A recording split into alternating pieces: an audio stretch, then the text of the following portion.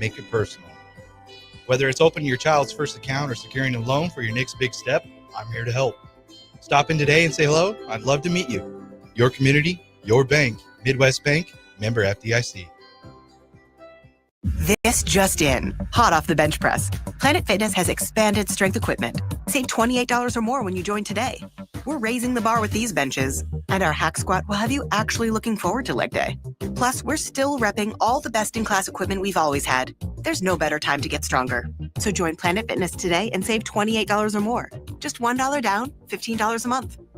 Find your nearest club and join today. Deal ends September 12th. See Home Club for details. M Suits Clothiers, Lincoln's favorite men's store. Family owned and operated, located 1 block south of 56th and Pine Lake Road. Go bold this summer and fall with endless possibilities. Stop in now for the best selection on sweaters, outerwear, suits, sport coats, dress pants, and dress shirts. M Suits Clothiers, your menswear store. Are you looking for an exciting new way to put your skills to work? Explore new career options in the fintech industry at Currency, a Sandhills Global company. We offer full-time positions in financial sales, compliance, operations, and other fields. We also offer a 4.5-day work week, an attractive benefits package, and opportunities for advancement. Put your motivation to work and grow with us at Currency. Visit gocurrency.com/careers to learn more. Sartor Heyman Jewelers is celebrating 120 years as Lincoln's top choice for fine jewelry. Join us for our anniversary sale going on now through September 14th. Enjoy an exclusive 20 to 75% savings on dazzling diamond jewelry, exquisite rings, and luxury watches. This once-a-year event is our way of saying thank you to a community that has supported us over a century. Come enjoy our lowest prices of the year and celebrate this milestone with us now through September 14th at Sartor Heyman Jewelers. Are you ready for a new opportunity? Check out Sandhills Global. Join a dynamic team where your skills are valued and your career can soar. We offer full-time positions with a 4.5-day work week, competitive pay, excellent benefits, and a positive work environment. From IT and marketing to sales and finance, we're looking for talented individuals just like you. Apply today at sandhills.jobs and take the first step towards an exciting future. That's sandhills.jobs. Don't wait, apply now. This is Lincoln's home for sports talk on the FM dial. Also online at theticketfm.com. On the internet. KNTK FM Firth, 93.7 The Ticket. Wall-to-Wall Wine and Spirits is your place in North Lincoln to go for all your needs in wine, spirits, and beer. They also have a large variety of cigars in their walk-in humidor, and they have a top-notch walk-in temperature-controlled high-end wine room. Plus, you can enjoy free samples from their tasting bar. There's only one place to go for all your needs for spirits and cigars. That's Wall-to-Wall Wine and Spirits on North 27th Street in Lincoln.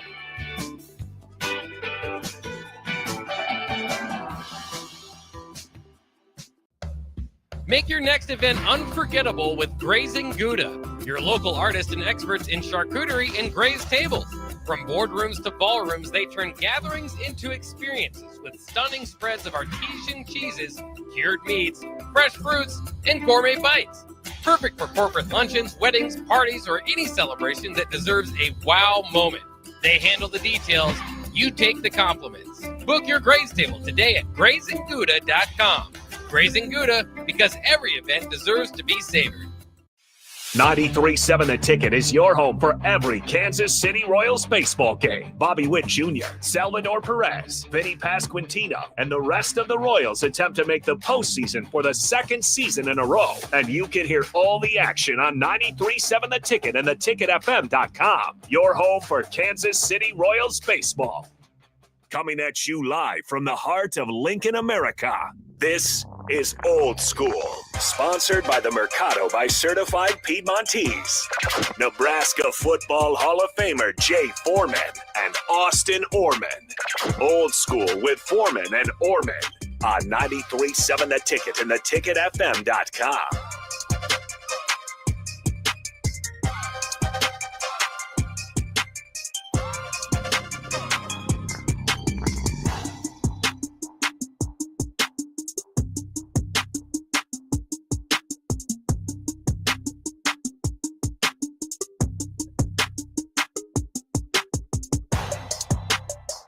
Welcome to it. Friday edition of the show. The show is, of course, Old School with Foreman and Orman.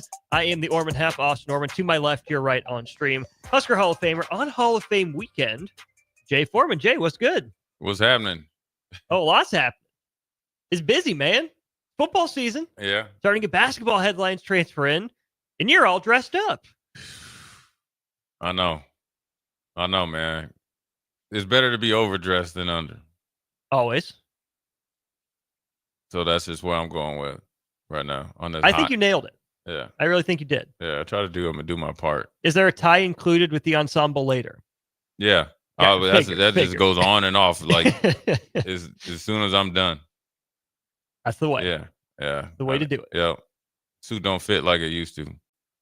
I think it looks fine. Yeah, I just don't. It's when I had it, I was carrying 245 pounds, a little different. still same 245. Yeah. Proportion here and there. It was sculpted then. Now it's just a block of clay. Usually it goes from the block of clay to sculpted. Right. Then we did a little reverse. It ain't coming back either. No matter what I do, it's just staying right where it needs to be. Before we get down to business, Nebraska going with the all reds at home this weekend. Red tops and red pants. You like it? Yeah, I mean, these guys get a chance to. We just kind of just wore our uniforms, our traditionals. And so, you get to wear all red. That's something that you could do. All white, is probably something I would have probably liked a little bit more. But, I think it'd be cool. I mean, I don't really know all the traditions and what to wear, what not to wear. I didn't even know that people were mad that Coach Rule wore black. I was like, all right, that looks pretty sweet. Mm-hmm. Yeah, I mean, I just didn't know. I just like if I'm a coach, because I was thinking, I know I'm not going to probably ever be the head coach in Nebraska, but I know for a fact I'd be wearing black though, because that's all I wear. Oh yeah, or I would go out there in all white. The black version of Al Davis out there. I'm still a little mad at Adidas. They haven't gotten Matt Rule his little smocks yet. Oh, I'm sure they got it somewhere, but he hasn't worn them yet. And that was his thing there for a while. Oh yeah. Me for the game. Yeah. Maybe he changing the game up. I don't know. Yeah, but I mean, I think the all red. I mean, as long as it looks good, I think, and they play good. I think it doesn't matter what you wear, or it does matter to some what you wear. I think if it's, it just becomes an issue if you don't play good. Right. So like Nebraska, I think whenever they went all white, they haven't had a good, or anytime you went alternate uniforms. I think I was told that maybe across all sports that they haven't, whatever, the records aren't good, but in particular football, right? Yeah. Well, I mean, basketball is different because you automatically wear same color. Yeah. But you can different designs on it, I guess. Yeah. Hey man, I always look at it like this, just like I mean, I know it's not apples to apples in the comparison. My brother's a doctor, and his mentor and me, my brother and his mentor at the time was the orthopedic surgeon for the Phoenix Suns. We were down there, and he had all these acronyms or whatever next to his name. It was just like MD, PhD, all the LLC. And I'm like, I'm just looking at it. What does it mean? This and this. And Justin, my brother, was talking about just kind of going through them. And the doctor, and he says, Dr. Phelps, he's like, this doesn't make me a good doctor. I could have one as long as I'm doing my job and doing it well and serving the people. So what I mean is as long as you are representing Nebraska in the uniforms, I think people will be okay with it. 11 o'clock kick, Nebraska and Houston Christian, what the Twitter account has dubbed Operation Blood Moon. Pretty hard. Is that the red? Hard. Is that the red? The red. Yeah. So I mean, we had Battle Red when I was in Houston. Mm-hmm. I love that though because it's. I got you hype. Yeah. And they got sweet uniforms. What they do down in Houston now, but it was red, and then you get kind of I had a Nike contract, so whatever the style of cleat that I wear, I'd wear those, and then it was. I mean, it wasn't anything that really took away from my preparation, but everybody knew it was Battle Red, Sunday. And then it's on. I don't know what I don't know where our first of all, we weren't winning many games out of Houston, so I don't know whether it was a good or bad. Maybe we need to wear red all the time. So Got this from Big B on the text line. Jay, are you going for the Fred Sanford look? LOL. Fred Sanford. Sanford and Son. Sanford and Son. Yeah. In which way? He didn't say. For my. He said. He says that gray is coming through. Just kidding. Love the show. Oh yeah, it's here. Where you been at? But I usually wear a hat, so people are probably more shook. Right. If it's their first time on stream in a while. Yeah. Yeah. Bill and Bennett. Personally, I think the all red uniforms would look better with no stripes on them. Now you got to have the stripes. It's Adidas, 3-stripe life. Yeah. You got to. Yeah. Speaking of Adidas, as long as it looks sharp, Indiana. Lamar Wilkerson, Jay. Do you see what he did? No. Transfer portal addition from Sam Houston State. Got paid by Indiana, like 45% 3-point shooter last year. Gave a 6-figure donation back to the Sam Houston State program.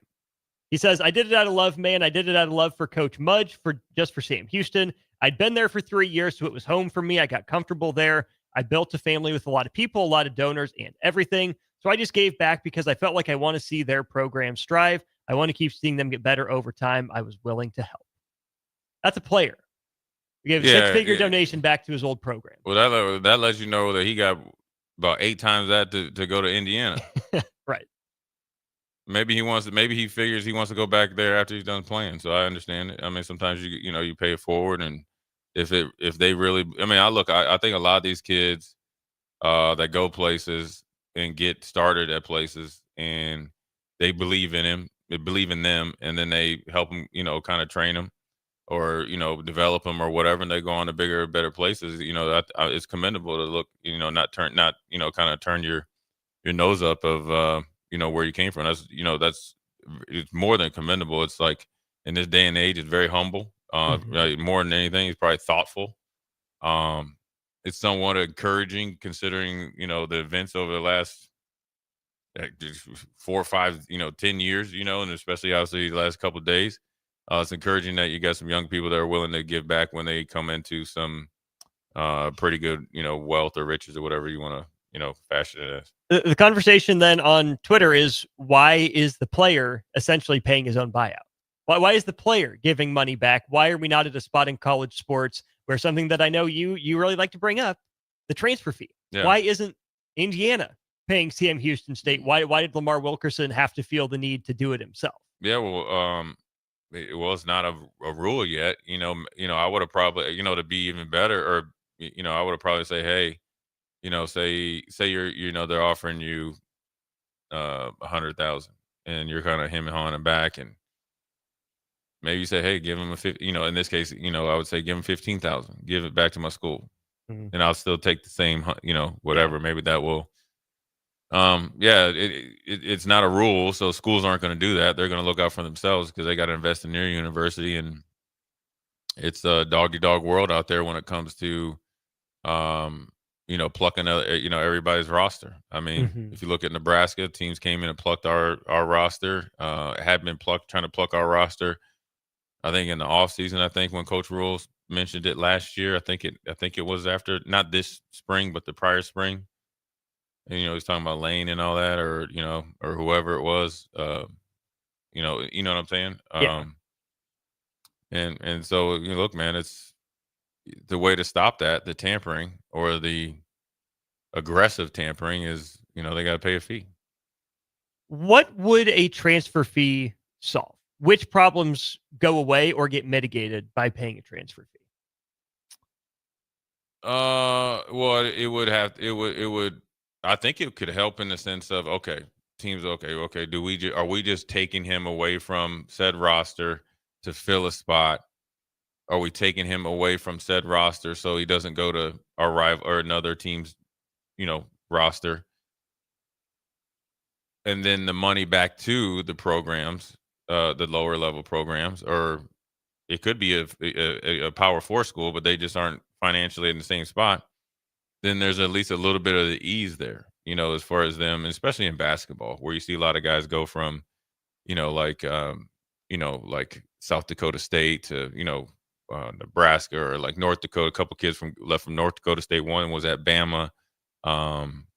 Big fella with the flow in the back here, Morgan. He was from North Dakota State, right? Yep. Yeah. So like in And I know they do pretty well, but still, if you have a fee, it could mean you could go and provide some NIL to keep a player or to keep a couple players that are maybe in your, redshirted or whatever, and put some money in their pocket, or go into your, your kitty, for your program. So how would you negotiate transfer fees? Probably not athletic director. Is this where general managers would come into play? General managers, or you just say it's a percentage of their NIL deal. So their first and second year. And maybe it's the bigger percentage the first year and less percentage the second year, because you never know if he's going to be back in the portal. So I don't know. I mean, that would be a conversation of, really would have to, really get down and dirty to the numbers, but it'll be interesting to see what they come up with. I do think that it needs to be on the table. I just don't think it's a cure-all or a solve-all. I think Tommy on the text line, he said, I wish there was a transfer fee because it would be a small consolation to the program that built the player up enough to be able to transfer. I go back to those couple words there in the middle. Small consolation. Yeah. It's more than they're getting now. But you know what these coaches and these programs want more than, a one-time, drop in the bucket of cash? Yeah. They want good players. Yeah. And so I think that coaches at the quote unquote mid-major level, even, D2 and JUCO, guys that always transfer up, essentially know about, right? Mm-hmm. They know the reality. They know the deal. We had Chris Crutchfield on here a couple times. He says, you know what? We know where we're at in the pecking order. We know it's hard for us to acquire, retain talent. We got to do the best for these guys and with these guys while we have them, to do right by them. And then it's a mark of honor that the guys, come choose to play for us. They get better, and then they go somewhere else, right? Coach Crutch has some really good stuff to say on that. But I think that is more accepting the reality of the situation, more so than, hey, this is what's best for us, is to have our guys move on. Every program wants to keep all their good players. Right. I wish there was just some way. I mean, you see it in the NFL, you see it in the NBA, you see it in Major League Baseball to a lesser degree. When you miss on your draft picks, when you miss on your free agent signings, what do you have to do? Pour more and more money into the problem. Pretty much what teams at the upper levels of college football and college basketball have right now, Jay, is no repercussions for misses. Yeah, it's hedging your bets. Exactly. Yeah. There are no penalties for them on missing in recruiting, because what can they do? They can just go pay a little bit of money, a lot of money, okay, in some cases, but they can pay money instead of getting better at recruiting and developing on their own. So not only do the top programs not get penalized, you take players away from these great programs at the lower level that recruited them and developed them. And yes, I know that the guys might have transferred anyways, and that's always on the table. So I'm still, again, mostly in favor of the transfer fee system, just so the programs do get a little bit of kickback for the legwork that they put in recruiting and development. I just wish there were ways, kind of like the NFL, the salary cap. You keep spending free agency year after year, it's going to catch up to you eventually. Those consequences never catch up to these top programs in college. And I wish there were more of those guardrails on them so that we saw fewer tampering-based transfers, so these top programs would really have to get down to the nitty-gritty, do their own work, and say, hey, either we got to get better and build something sustainable on our own, or we're in trouble. Yeah, I mean, you would have to literally push reset on college football and start over and have some sort of replica of the NFL system. So there's accountability on both, as the players, the coaches, and then obviously the university as well.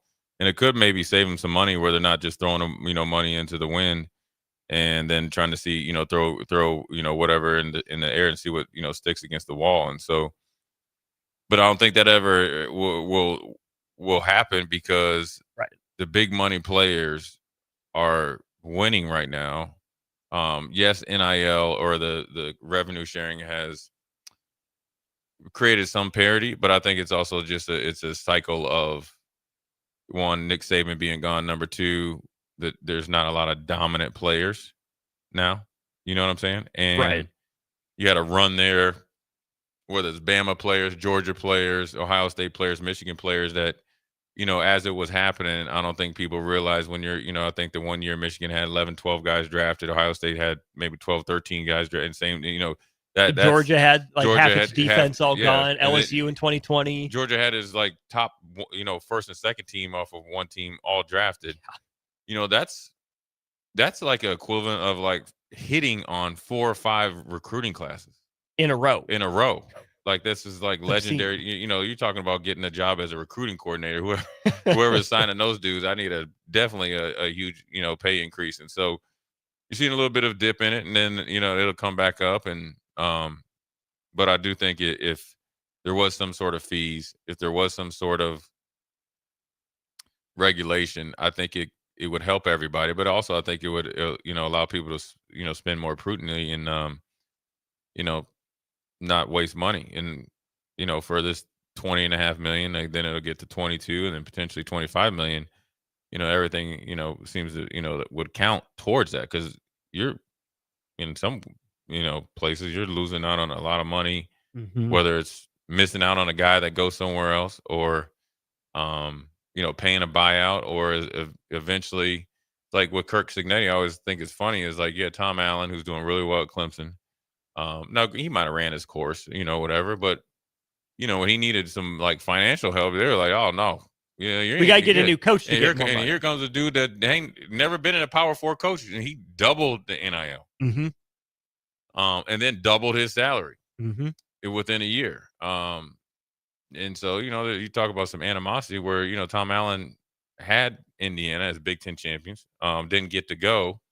And all his draft pick players left when NIL became available. Well, I think too, even of a place like Iowa, Fran McCaffrey or Kirk Ferentz, right?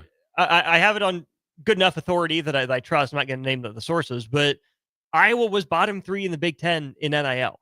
Why did it take them needing to hire Ben McCullough to try and increase that, right? I mean, Fran had been there for, 15 years? Something like that, 12, 15 years? Yeah.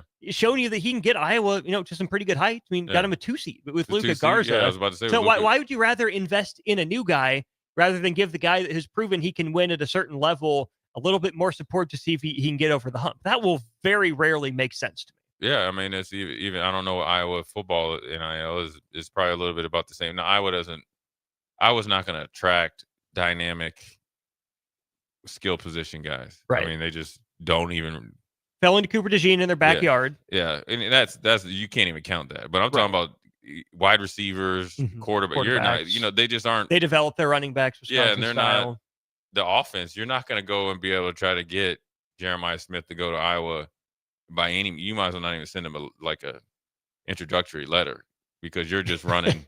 You're running the same routes he ran in like 3rd grade.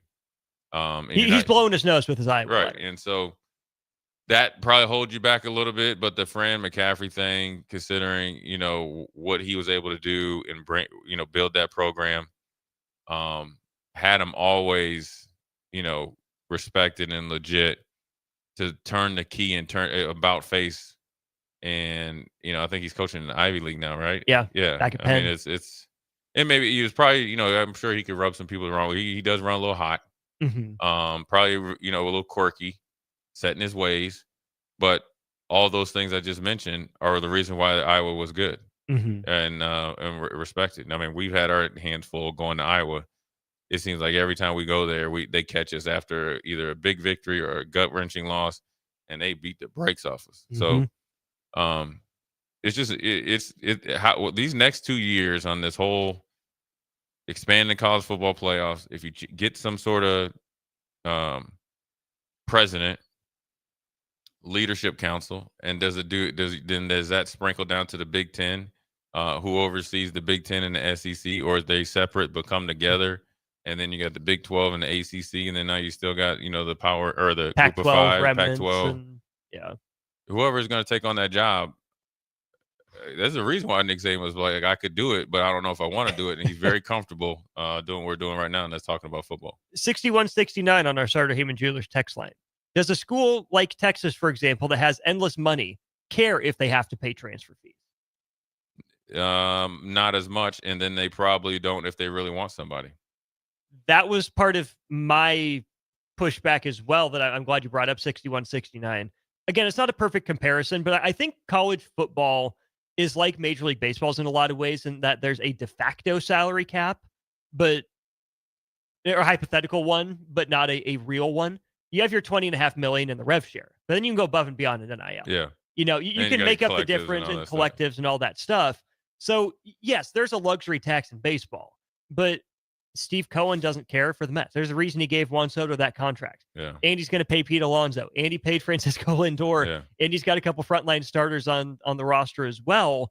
Those schools will always be the exception, but those are the schools I think people want to limit. Those are the schools and the teams I think people want some of those restrictions put on, is that you can't we don't want you to be able to buy your way out of mistakes like that. You know, the more you're going to spend to take these players away, the more it's going to cost you down the line. So yes, it's just money, but also there is a point for every franchise, every organization, every school where, okay, maybe you didn't need this one extra transfer, and they'll start reeling it back in. And that doesn't make a difference any given year.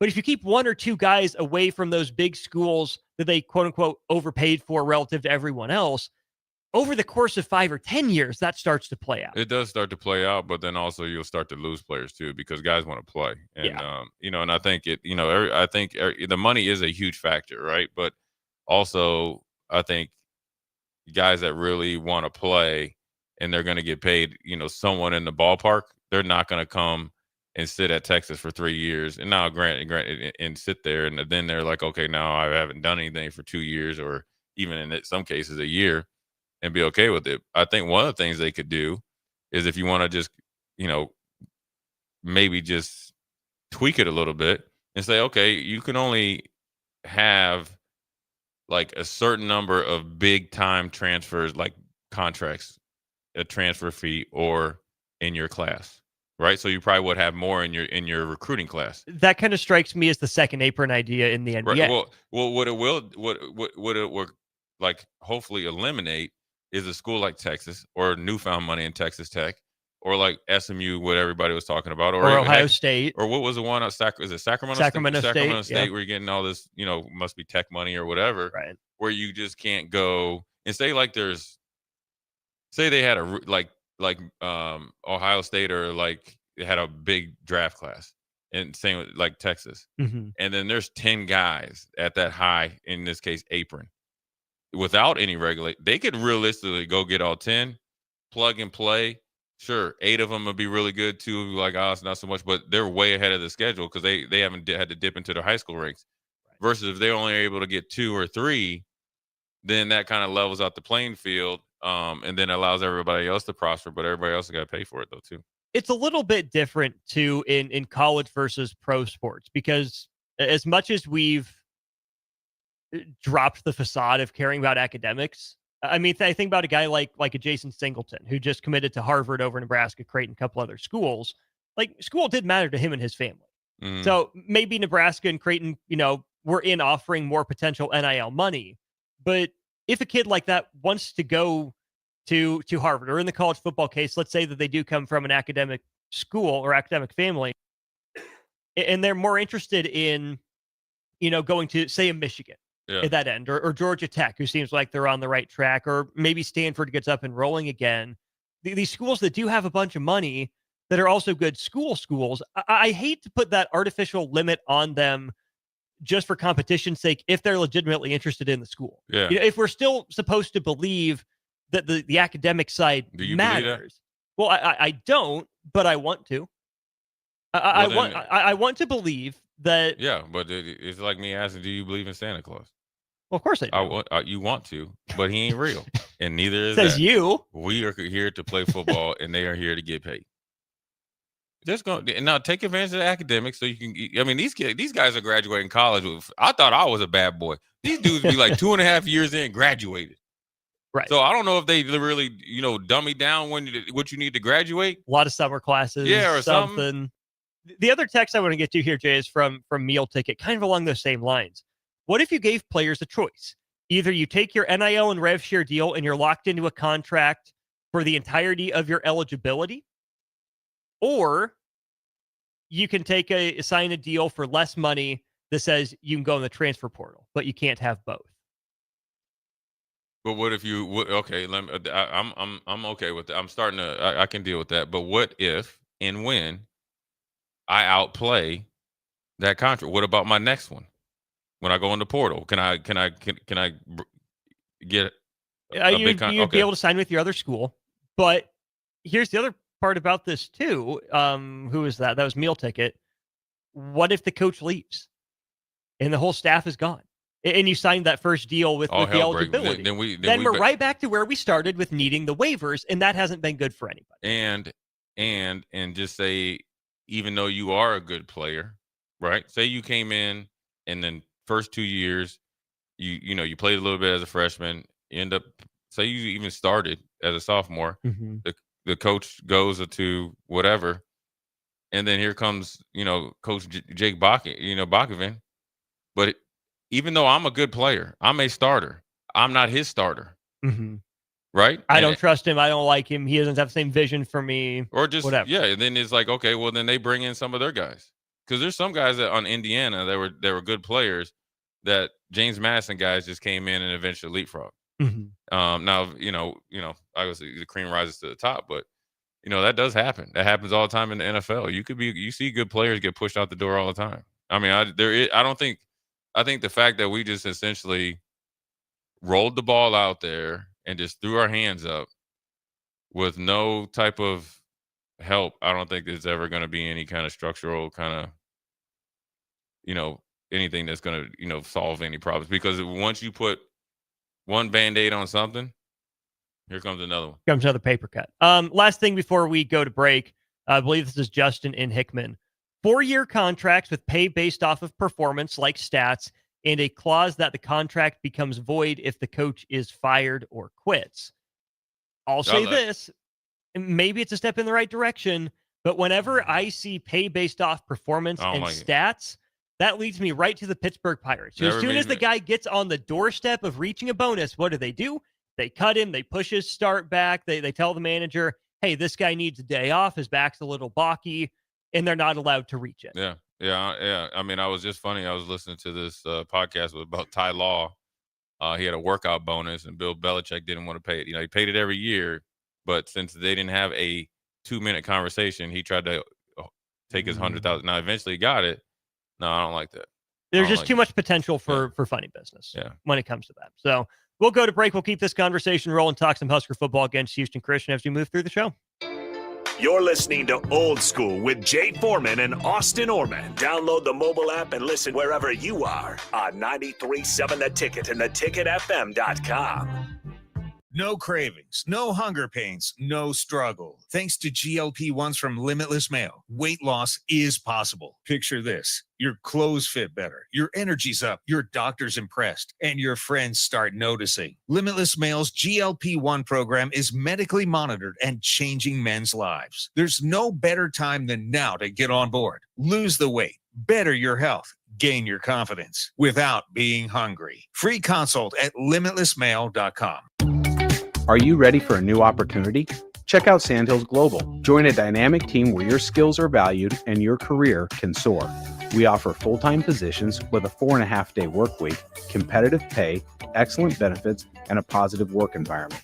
From IT and marketing to sales and finance, we're looking for talented individuals like you. Apply today at sandhills.jobs and take the first step towards an exciting future. That's sandhills.jobs. Don't wait. Apply now. This just in, hot off the bench press. Planet Fitness has expanded strength equipment. Save $28 or more when you join today. We're raising the bar with these benches, and our hack squat will have you actually looking forward to leg day. Plus, we're still repping all the best-in-class equipment we've always had. There's no better time to get stronger. So join Planet Fitness today and save $28 or more. Just $1 down, $15 a month. Find your nearest club and join today. Deal ends September 12th. See Home Club for details. M Suits Clothiers, Lincoln's favorite men's store. Family owned and operated, located 1 block south of 56th and Pine Lake Road. Go bold this summer and fall with endless possibilities. Stop in now for the best selection on sweaters, outerwear, suits, sport coats, dress pants, and dress shirts. M Suits Clothiers, your menswear store. Are you looking to upgrade or improve the garage door on your home? This is Cameron Hall of Doors Plus. At Doors Plus, we guarantee to offer a wide selection of options from 5 leading garage door manufacturers as we deliver a free estimate, exact measurements, and rapid installation with a 3 to 5 week time frame. When you choose Doors Plus for your residential garage door needs, you'll work with our experienced technicians and be ensured that your new door seamlessly complements your home. Give us a call at 402-590-4500 5800 or visit us online at DoorsPlusLLC.com. Doors Plus, garage doors, and more. In every office, there's two types of people. There are those who bring in bagels and those who eat the bagels that someone else brought in. Everybody likes the first person. Be that first person. Weekday mornings at 7:30, you have a chance to win a business box of bagels from Bagels and Joe. All you have to do is shut up, Sipple. 2 questions for you, 2 for Sip. Win, and the bagels are yours. Lose, well, you don't want to lose. You lost Monday, you lost Wednesday, you're a loser. Shut up, Sipple. Weekday mornings at 7:30, brought to you by Bagels and Joe. This is former Husker and NFL linebacker Jay Foreman. For years, I've suffered from degenerative problems in both of my ankles, but thanks to a thorough and thought-out plan provided by Advanced Medical Imaging, I was able to get my life back with the least amount of pain as possible. While working through multiple options, the team of physicians at Advanced Medical Imaging were there to answer any questions I had. If you're experiencing any pain at all and want to get your life back, go to amimaging.com or give them a call at 402-484-6677. Advanced Medical Imaging, located at 7601 Pioneers Boulevard. Make your next event unforgettable with Grazing Gouda, your local artists and experts in charcuterie and grazed tables. From boardrooms to ballrooms, they turn gatherings into experiences with stunning spreads of artesian cheeses, cured meats, fresh fruits, and gourmet bites. Perfect for corporate luncheons, weddings, parties, or any celebration that deserves a wow moment. They handle the details. You take the compliments. Book your graze table today at GrazingGouda.com. Grazing Gouda, because every event deserves to be savored. Imagine starting your day with a computer glitch that leaves you feeling stuck, frustrated, and unable to get your work done. You have 1,000,001 things to get done today, and waiting for the tech issue to solve itself isn't one of them. It's time to let Hamilton handle the tech so you don't have to. We help businesses across the state spend more time on what they do best and less time frustrated with office technology. As the official business IT partner of the Huskers, we're focused on providing custom solutions that set you up for success now and in the future. Connect with us today at HamiltonIsBusiness.com. Wall to Wall Wine and Spirits is your place in North Lincoln to go for all your needs in wine, spirits, and beer. They also have a large variety of cigars in their walk-in humidor, and they have a top-notch walk-in temperature-controlled high-end wine room. Plus, you can enjoy free samples from their tasting bar. There's only one place to go for all your needs for spirits and cigars. That's Wall to Wall Wine and Spirits on North 27th Street in Lincoln.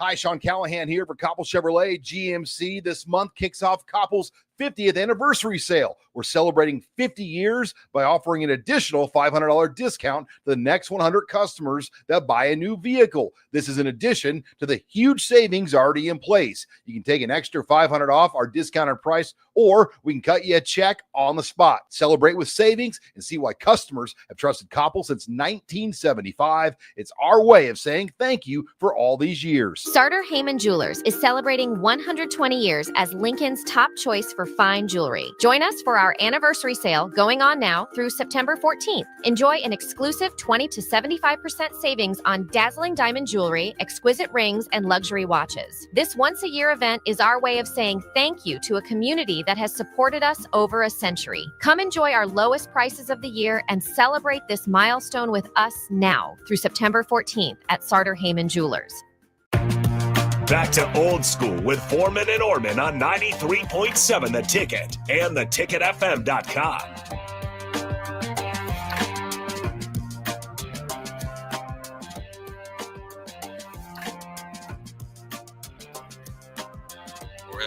We're back here on Old School. Austin Norman, Dave Foreman with you. Or else, or at best? Yeah, well, in that case, what we were talking about was either or else. Or else. Yeah. Let's go back to our Sartor Heyman Jewelers text line. Sticking on the same sort of discussion that we were just on. Meal ticket. What about if the player negotiates a new contract with the new coach? If they don't like the contract, they can use their transfer portal pass. I don't understand that. Where it says essentially that's your get out of jail free card. Right. That means like, man, but if you don't like the contract, you're just not going to sign it anyways. Well, no, you sign the contract. There's sometimes you get there and they change the contract, or the contract magically changes, or the terms change, and you are. Here's a good question: what if, I think obviously if anybody in the text line is a lawyer, when you agree to something verbally, it is word is bond, right? I mean, Call my brother real quick. He's in law school. well, that's what happened with that guy in Florida. Rashada, yeah. What if you committed, signed, now you stuck? Or, but yeah, I mean, I you could use your free transfer fee as like some sort of like, you might have to pay. Say you in a contract, right? Okay, say we got a bad contract, or say I feel like I outperformed it in my first year, and I signed in that 4 year. Maybe for you to fast forward your transfer fee, you pay a little back. Yeah, that's essentially a transfer fee, right? Yeah, to the school. To the school. Whatever works. 6169. Could NIL collectives give incentive bonuses for things like touchdowns, yards, sacks, interceptions? If so, the coach wouldn't have the incentive to not play a player because it's not coming out of the school budget. I don't think that solves the problem. No. Because number one, I don't think it's the collective's business necessarily, who plays and who doesn't play. It shouldn't be. Right. Number two, let's not pretend like the collective couldn't go to the coach, because guess what? They can talk now and say, hey, coach, things are a little tight this month. We're 25 grand short. So if you want to go ahead and tell your DC, hey, don't call a play to put this person in position to get a sack just because money's a little tight. It's naive to think those conversations wouldn't still happen, no matter where the money's coming from. I think the best thing to do, probably giving away like a little bit of, I don't know, not insider trading, but like a great business idea. You need to go around and have somebody, and it's just a general conversation, and say, okay, well, what is your idea of a good linebacker? Whatever it is, production wise. And then you have to have somebody that can not unbiasedly watch the tape, grade the tape, and then correlate that to a return on an investment. Or that's how you do it. Because I can be making a lot of plays at middle linebacker that don't show up in the stat sheet. And you could be making a lot of plays as a tight end that don't show up in the stat sheet. Or even the flip side, guys can have overinflated stats just by virtue of being in the right place at the right time, but not actually playing good football. Somebody could hit their stat total this weekend. Yeah. Sacks. Yeah. And then, here you go, you play Michigan, you play Minnesota, you play Ohio State, Penn State, and get to the Big Ten championship, and they're nowhere to be found. But you owe them the money off of that. So I think it's really, when you really get down to it, you got to do a really good job of evaluating and spend your money the right way. And that's the hard thing to do, because you could really see somebody look at Iowa. See somebody at South Dakota State. Looks the part, because I think they said that he's getting paid like $2 million. That's a lot of money, right? For Iowa. For anywhere. It looks, but especially for Iowa. Yeah. Looks the part. Had played the part at his previous stop. Been very, very productive. Good leadership. Hits all the, the height, weight, speed thing. And then you get in that pressure cooker of Iowa City of you are the savior, and you tighten up. Now, it's only been 2 weeks. And you probably aren't clicking like the offensive staff is wanted offensively. I'm talking about just their basis of running game. They're not as probably dominant as they projected, so forth and so on. It's affecting how he's playing. And that's why you're getting a lot of backlash or reports that he's not living up to his contract. You don't pay a guy $2 million to have him walk onto campus and throw for fewer yards in 2 full games than Nebraska's backup did in 3 drives.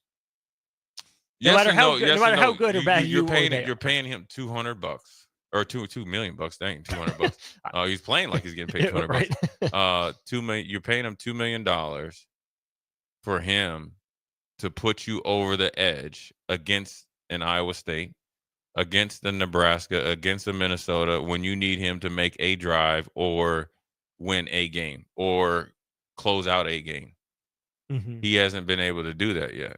Right. Now, I would argue, who is he throwing to that would even give him the chance to do so? There is that.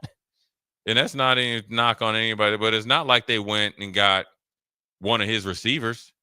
You know what I'm saying? Or went and got some receiver from like Sam Houston State that's like, okay, they leveled up or got. Just like Illinois did with that Beatty guy. Yeah. Or like, when Purdue got Jones, Right. from Iowa or somebody like that. It's not like they had They got, a quarterback, and they got a receiver or two. Iowa hasn't developed a dude of its own even since like Marvin McNutt? Back when Nebraska first got to the Big Ten? He was McNutt, and who was the fast guy? Was his last name Banks, number 6?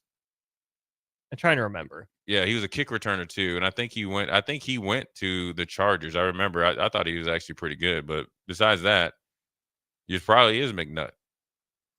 Tavian Banks? No, Tavian Banks was actually my host on my recruiting trip. He kept all the per diem money too. Yeah. You heard me. Yes. Yeah, and the pizza was cold. Did he Randy himself? I had a good time though. That's what matters. Yeah, me and Tim Dwight. Tim Dwight didn't have he was bald headed in high school. Yoked up like a mug. I said, dude, what you been doing, man? Like, how you just got a big old lake of bald head already at 18? Dedication to the bit? Yeah, he was hitting the weights. Like Barry Bonds said, amino acids. Amino acids, yeah. Baby. Oh, man. Last thing, we'll go to break. Meal ticket. What you guys are talking about sounds like Monopoly, where you pay $50 to get out of jail instead of rolling to see if you get doubles. Just pay a little fee. You can transfer out and break your contract. But you only get to do it once. There is no right answer. What you just need to have small steps in the right direction. Yeah.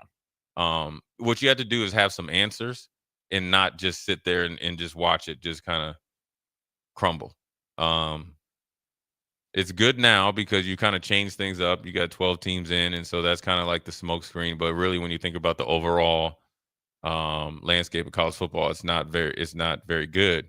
Now, I think you really can solve some things and do a hard reset if you go to the two different type of divisions, where you have like the European soccer, where your bottom 10 or 5 or whatever, you can regulate and deregulate teams based on how they play. And then that will help the teams that come up get bigger TV contracts, so forth and so on. By doing that, you reshape everything in those, 50 or whatever and 50. And then you have another, you could create 3 different leagues in the FBS, or, at least 2. Mm-hmm. And then have the same postseason structure. And go from there. Mm-hmm. And then all the while you can have the lower schools, the Division 2s or Division 3s and Division 2s, they can, kind of play on a little bit opposite schedule. So if you want to dip in and get those guys and so forth and so on, I think you can kind of work both ways, but that would take a lot of brain power that I did not have, and also don't have that type of paycheck. Not yet, at least. Brain power, paycheck is man. You got your boy on there talking about my hair and stuff. That people get scared of this gray hair. It's an intimidation. When you 45 years old, you got gray hair like this. They like you going through something. I ain't going through nothing. Greg Williams did that to you. He did. Nick Fangio did that to you. It was Greg. Dom Capers did that to you. No, it was Greg. It was Greg. It was Greg. He knows it too. As long as he admits it. No, he don't admit it, but he knows it. I guess that's most important. Yeah. We'll go to break. We got Hannah and Elena from Upside In wrapping up hour 1 of Old School. Watch Old School live on Facebook, YouTube, or Twitch. Old School with Foreman and Orman on 93.7 The Ticket and theticketfm.com. A fall aeration by Judson Irrigation will help maintain your lawn by maximizing the effectiveness of your watering and fertilization. Judson will flag the locations of your sprinkler heads, followed by a deep core aeration to give your lawn the breath of fresh air it needs. Schedule your aeration today. Your lawn will love you for it. Let us aerate today to ensure a healthy head start for your lawn next spring. Go to judsonirrigation.com or call Judson Bylene 402-420-6277. When the clock strikes 0 after every Nebraska football game, there's only one place to go for instant coverage. Tune in for the Husker After Party Postgame Show on 93.7 The Ticket for each game, win or lose. Call in with all your takes or text the show at 464-5685 and hear quotes from the players and coaches, too. It's the Husker After Party Postgame Show, sponsored by Anderson Ford and Vinny Krikak of State Farm Insurance. 93.7 The Ticket, Fox, KFXL weather. Sponsored by John Henry's Plumbing, Heating, and Air Conditioning. Your Lincoln forecast for today, a few sprinkles possible this morning. Otherwise, we'll see mainly sunny skies. It'll be breezy and hot with a high near 92. Tonight, mainly clear skies, continued breeze, low around 71. And tomorrow, we'll see mainly sunny skies. It'll be breezy and hot with a high near 94. I'm meteorologist Kyle Fletcher for 93.7 The Ticket and theticketfm.com. Are you ready for a new opportunity? Check out Sandhills Global. Join a dynamic team where your skills are valued and your career can soar. We offer full-time positions with a 4.5-day work week, competitive pay, excellent benefits, and a positive work environment. From IT and marketing to sales and finance, we're looking for talented individuals just like you. Apply today at sandhills.jobs and take the first step towards an exciting future. That's sandhills.jobs. Don't wait, apply now. M Suits Clothiers, Lincoln's favorite men's store. Family owned and operated, located 1 block south of 56th and Pine Lake Road. Go bold this summer and fall with endless possibilities. Stop in now for the best selection on sweaters, outerwear, suits, sport coats, dress pants, and dress shirts. M Suits Clothiers, your menswear store. This just in, hot off the bench press. Planet Fitness has expanded strength equipment. Save $28 or more when you join today. We're raising the bar with these benches, and our hack squat will have you actually looking forward to leg day. Plus, we're still repping all the best-in-class equipment we've always had. There's no better time to get stronger. So join Planet Fitness today and save $28 or more. Just $1 down, $15 a month. Find your nearest club and join today. Deal ends September 12th. See Home Club for details. Wall to Wall Wine and Spirits is your place in North Lincoln to go for all your needs in wine, spirits, and beer.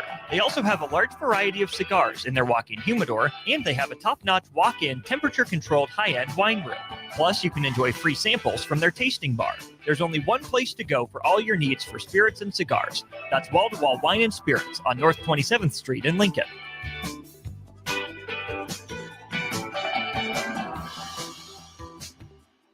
Finally, a good reason to have a smart house. Just say, Alexa, play 93.7 The Ticket, and we'll magically start playing. How's it work? Nobody knows. Don't ask questions. In every office, there's 2 types of people. There are those who bring in bagels and those who eat the bagels that someone else brought in. Everybody likes the first person. Be that first person. Weekday mornings at 7:30, you have a chance to win a business box of bagels from Bagels & Joe. All you have to do is shut up, Sipple. 2 questions for you, 2 for Sip. Win, and the bagels are yours. Lose, well, you don't want to lose. You lost Monday, you lost Wednesday, you're a loser. Shut up, Sipple. Weekday mornings at 7:30, brought to you by Bagels & Joe. For remote starters, audio upgrades, and more, there's only one place to go. Auto Sounds of Lincoln at 48th and O. Back to old school with Foreman and Orman on 93.7 The Ticket and theticketfm.com. Well, welcome back. We are wrapping up hour 1 of Old School here on a warm, toasty Friday. If you need a cold drink, the place you need to go is Upside Bar and Lounge, 27th and Pine Lake. Austin Norman here, joined by Elena and Hannah from the Upside Ladies. Welcome in. How's it going? Really good. Good, thank you. Of course. How's football season starting off for you guys at the bar? Oh, it's pretty good, actually. I think every year we just get more and more people that come in, even for the home games. So, because we're not in the downtown area, but when people want a more quiet place or more, where they're not standing in line for 30 minutes for a drink, or we're kind of that place to go now. So it's still a good time for Yeah. sure. Always. And we've got food and stuff too. Yep. It's like a lax environment. Indeed. Not going to be a lax environment for the Crawford fight tomorrow night. No. That's no. on at your bar, right? Yes, we've already almost sold all the seats in the bar. Woo! Yeah, it's going to be packed. It's going to be a lot of fun. We have just a $10 cover charge if you don't want to have a seat. Easy. And then we've got 2 tables left of 6 and 8. So that's all we have left. Everything else has been sold for about a week now. So What is the best way if people want to reserve a table at the Upside? What's the best way to do they that? can call the bar, and I would have to look up the phone number. Oh, I always have to do that. Yes, we always have to. It's on Google. It is on Google. And this is different than your UFC fight Yes. nights, right? You're charging a cover tomorrow. Yeah. We also have UFC over the weekend as well. So your UFC deal, no cover, Yeah, no covers on the UFC. but no special. Yes. And the thing with unfortunately with the cover charge, it's double the price for me to get it the right way and do it legally. So That's the which I important always thing. do. And yeah, so I just unfortunately have to. I'm a small bar, and I just can't cover the whole cost of it. But Makes sense. Makes sense. So that'll be tomorrow night. What time? I mean, I'll have the bar open obviously for the Husker game in the morning, I presume. Yep, we'll open Then- early for the Husker game. Yeah. Excellent. What time do you expect people to start trickling in for the fight tomorrow night? Honestly, I think probably around 5. Prelims start at 5:30. We've got a party of 50 people that reserve seats that will be probably showing up around between 6 and 7 too. So it's going to get packed pretty early for us. So Excellent. Excellent. I know fall menu is on its way out. Is out. it should be out by Monday. Should be out I'm by not going to do Monday. that to my employees this weekend. We're very I might have to run away and appreciative. hide. I'm not going to give them a new menu to do, even though a lot of the drinks we've kind of brought back and revamped a little bit. But yeah, I'm not going to do that to them. Very nice. Hannah, you were kind enough to bring a couple drinks. What did you make, and are these on the fall menu? Yes. So for the first one, we have the apple cider margarita, the spiced apple margarita. I know it's Oh, a yeah. little people don't necessarily think like apple and margarita, but it's so good, and it's one of the drinks that we have year round anyway. It's on our like our margarita menu as well. Oh, that's dangerous. Yeah, right. Mm. It's not too sweet, but it hits the spot. I'm not usually a huge apple cider guy. This is like apple juice vibes. Yes, This is the it right thing. Apple absolutely juice with that little kick. Just what you need. Oh, yes. I love it. I get the Perfect. fall vibes. Yes. You don't think ice and cold and fall and margarita. Right. But if you want to, yeah. We made it happen. You made it happen. We made it happen. I am impressed. Yeah, We add a little cinnamon stick to it. That helps too. It makes it more fallish. Yeah, and it looks like really pretty, but it's In the my red Solo classy cup red isn't. Solo. Yeah. And then the second one we decided to do. I know the espresso martinis are blowing up everywhere right now. So we have that is the pumpkin espresso martini. So for those, we have for a two. lot of like creamy flavored moonshines. So we have like pumpkin. My favorite's the banana cream pie, snickerdoodle. I think buttered pecan is one. Oh. And then a mint chocolate chip. I think, too. Yeah, for sure. And so we have a bunch of those that we'll throw into the espresso mix that we use, and I think they're delicious. That's good. I'm still not a huge coffee guy, but I think the pumpkin and the coffee balance each other out so well. In that. Oh, for sure. Job well done. 2 for 2. Thank you. So Thank you. obviously these are available during the Crawford fight. Yep. During Husker games, Sunday ticket. Yes. Can you confirm the rumors? And we did get Sunday ticket. I'm doing it another year. It's let me tell you, people who think when they get it at home it's a little pricey for a business, it's a big decision to get that. So yeah, I did it, and we've got $7 unlimited taco nacho bar. So you can come in, watch the early game, have some nachos for lunch, and stay for the later game, and just keep eating nachos and have- tacos yeah, all have day, tacos for like, dinner. for $7, and that's it. So that's one of our biggest draws. We've got $3 domestic tall boys. And then my other favorite is the $5 32-ounce frosty ice cold Ooh. domestic draws. So I like it. huge I don't know. big boys. is I what don't we know call if I've ever actually asked you this. Do you guys have a favorite NFL team? So I have a lot of customers. So like you're like, yeah, that's it. That's who I like. Yeah, they hit Whoever's up and in like, that oh day. yeah, I There's love a the few of them that are Packers," listening, and if I like say the wrong name, like I'm gonna be like, I do have a regular. I'm a newfound 49ers fan only Ooh. because he purchased a jersey for me, so I'll wear it with pride. What name's on the back? Warner, is that one? Oh, Fred Warner. Yes, that Nice, guy. nice. Yes, yeah. So I'll wear that one with pride. Jay would be so proud if he were here right now. That's a linebacker. Oh, So Fred is one of Jay's favorites. Oh, so. perfect. And for those who maybe are less sports inclined, the bar has stuff for them going on as well, including what's going on Tuesday. you want to go, Hannah? Oh, sure. Tuesdays are super fun. We have music bingo. And then this upcoming one that we have is actually Taylor Swift themed. So if you're a Swiftie, you're like, this is for you. I think in the past we always did a little was it a little contest to Yeah, so- dress up? So yep. I think we're doing that again. Yep. And Friendship bracelets, yeah, whole 9 yards, I'm everything. pretty sure I've seen those go around. We did a Taylor Swift themed one a couple months ago. Yeah. And it was a huge hit, and the outfits are insane. They're It's so much fun. impressive. Everybody dresses either like her or Travis Kelce. Like, so, yeah. yeah, we get a little bit of everything. Yeah. So yeah, we So- do that for sure. And then I think we have our burgers on special that night. It does normally fill up a theme night for sure. Pretty early, so I would suggest getting there. It starts at 7. So I would suggest getting there like anywhere between 6:15 and 6:30 just to. Any reservations needed? Any sign up, or just come as you are, show up? We will do reservations if people call us. I'll cap it at a certain amount though, because I don't want to take away seats from like everybody else. But yeah, I'll do a few to begin with. So if they call early. Yeah. Very nice. That is all going on at the Upside Bar and Lounge, 27th and Pine Lake. Ish. Ladies, thanks as always for coming in. Good luck with everything this weekend. Thank you so much for having us. Elena and Hannah from the Upside with us. That'll do it for hour 1 of Old School. Are the Kansas City Royals cooked? We'll see. Tell you about it more at 4 o'clock. You're listening to Old School with Jay Foreman and Austin Orman. Download the mobile app and listen wherever you are on 93.7 The Ticket and theticketfm.com. Are your feet just killing you and you feel like all hope is lost? Say goodbye to discomfort and hello to pain relief at Brown's Shoe Fit.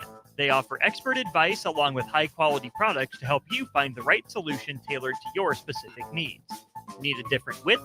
Not a problem. Brown's carries a wide range of widths in store.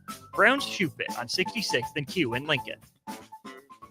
Hi, Sean Callahan here for Koppel Chevrolet GMC. This month kicks off Koppel's 50th anniversary sale. We're celebrating 50 years by offering an additional $500 discount to the next 100 customers that buy a new vehicle. This is in addition to the huge savings already in place. You can take an extra $500 off our discounted price, or we can cut you a check on the spot. Celebrate with savings and see why customers have trusted Koppel since 1975. It's our way of saying thank you for all these years.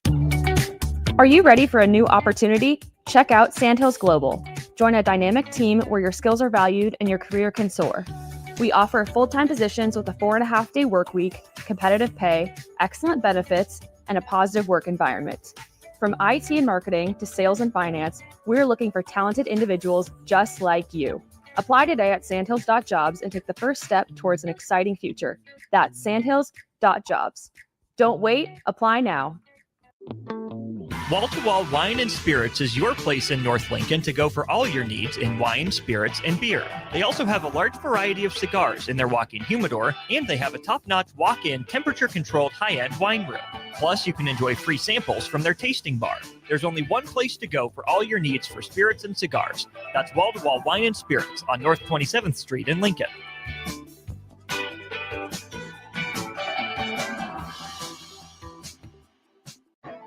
Big news, Nebraska. Love Omaha is now Love Nebraska. This is more than just a new name. It's a tribute to what Nebraska represents in the world of volleyball. It's still the same team with the same mission, led by players you know and love. Now backed by a new ownership group led by Jordan Larson. As Love Nebraska, they're entering an exciting new chapter, pushing for a championship title in 2026 and building new opportunities for the next generation of players across the state. They want you with them. Let's show the world how Nebraska plays volleyball. Join the movement at lovneb.com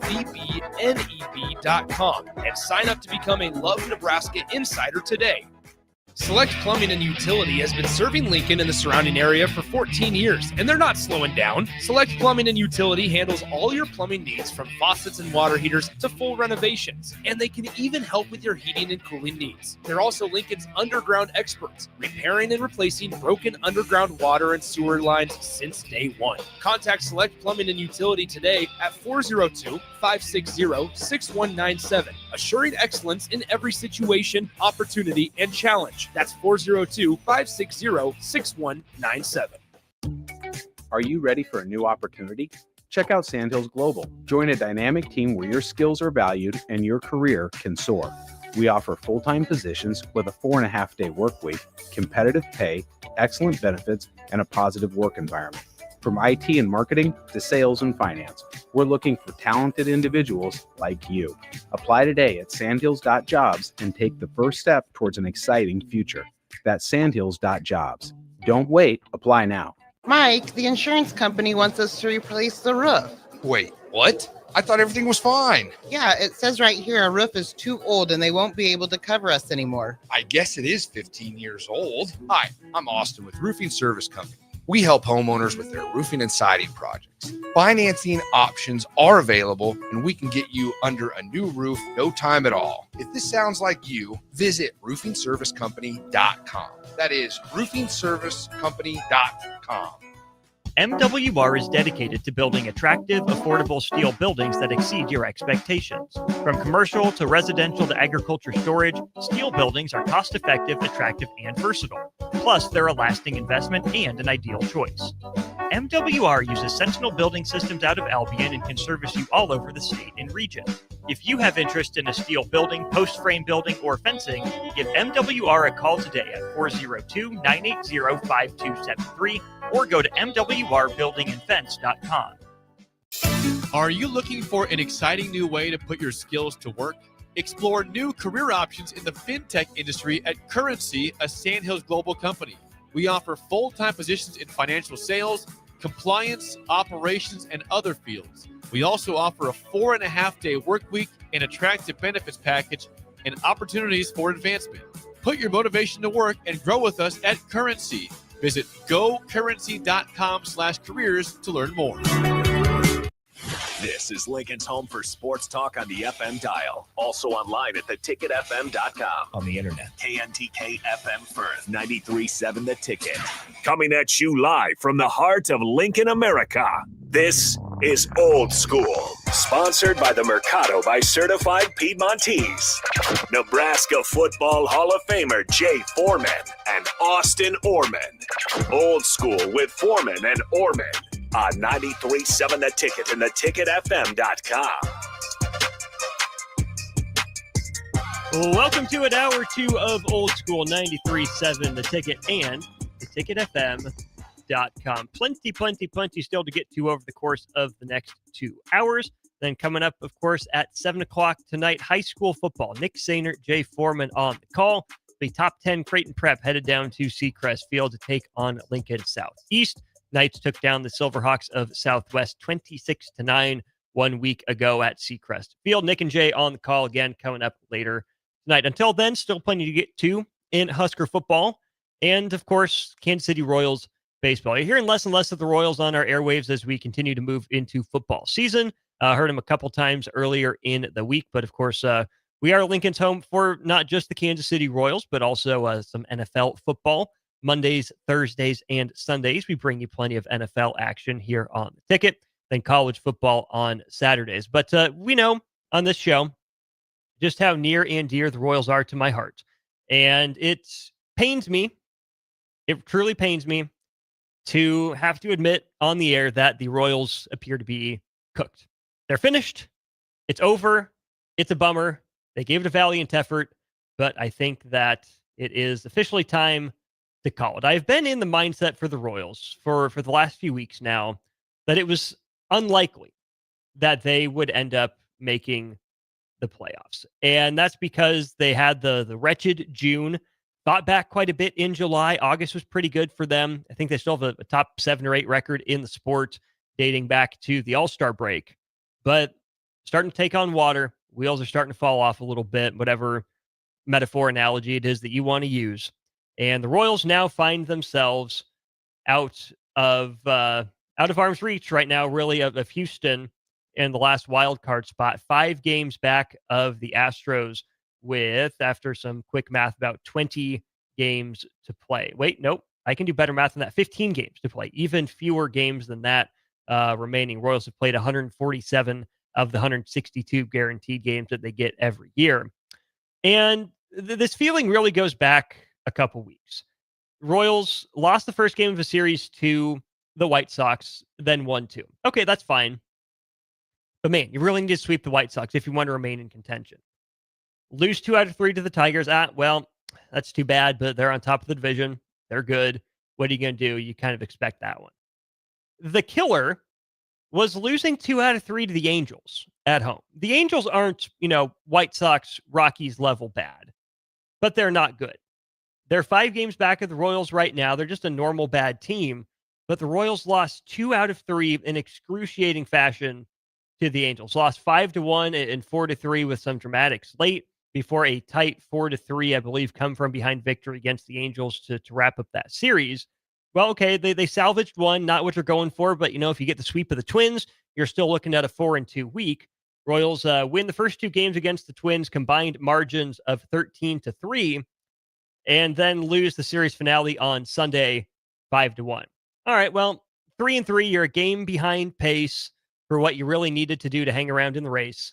So where is it that you're going to end up picking up some wins? Well, you thought, hey, you got Cleveland. You go to Cleveland for a 4-game set. Kind of a big deal. Cleveland's right there with you. And pause on the Royals sidebar for a second. How in the world is Cleveland still Clevelanding? It's devil magic. I have no other explanation for the Guardians. For as bad as the Royals' run differential is, they're minus 11 on the year. The Guards are minus 38 in run differential and closer to a playoff spot than the Royals.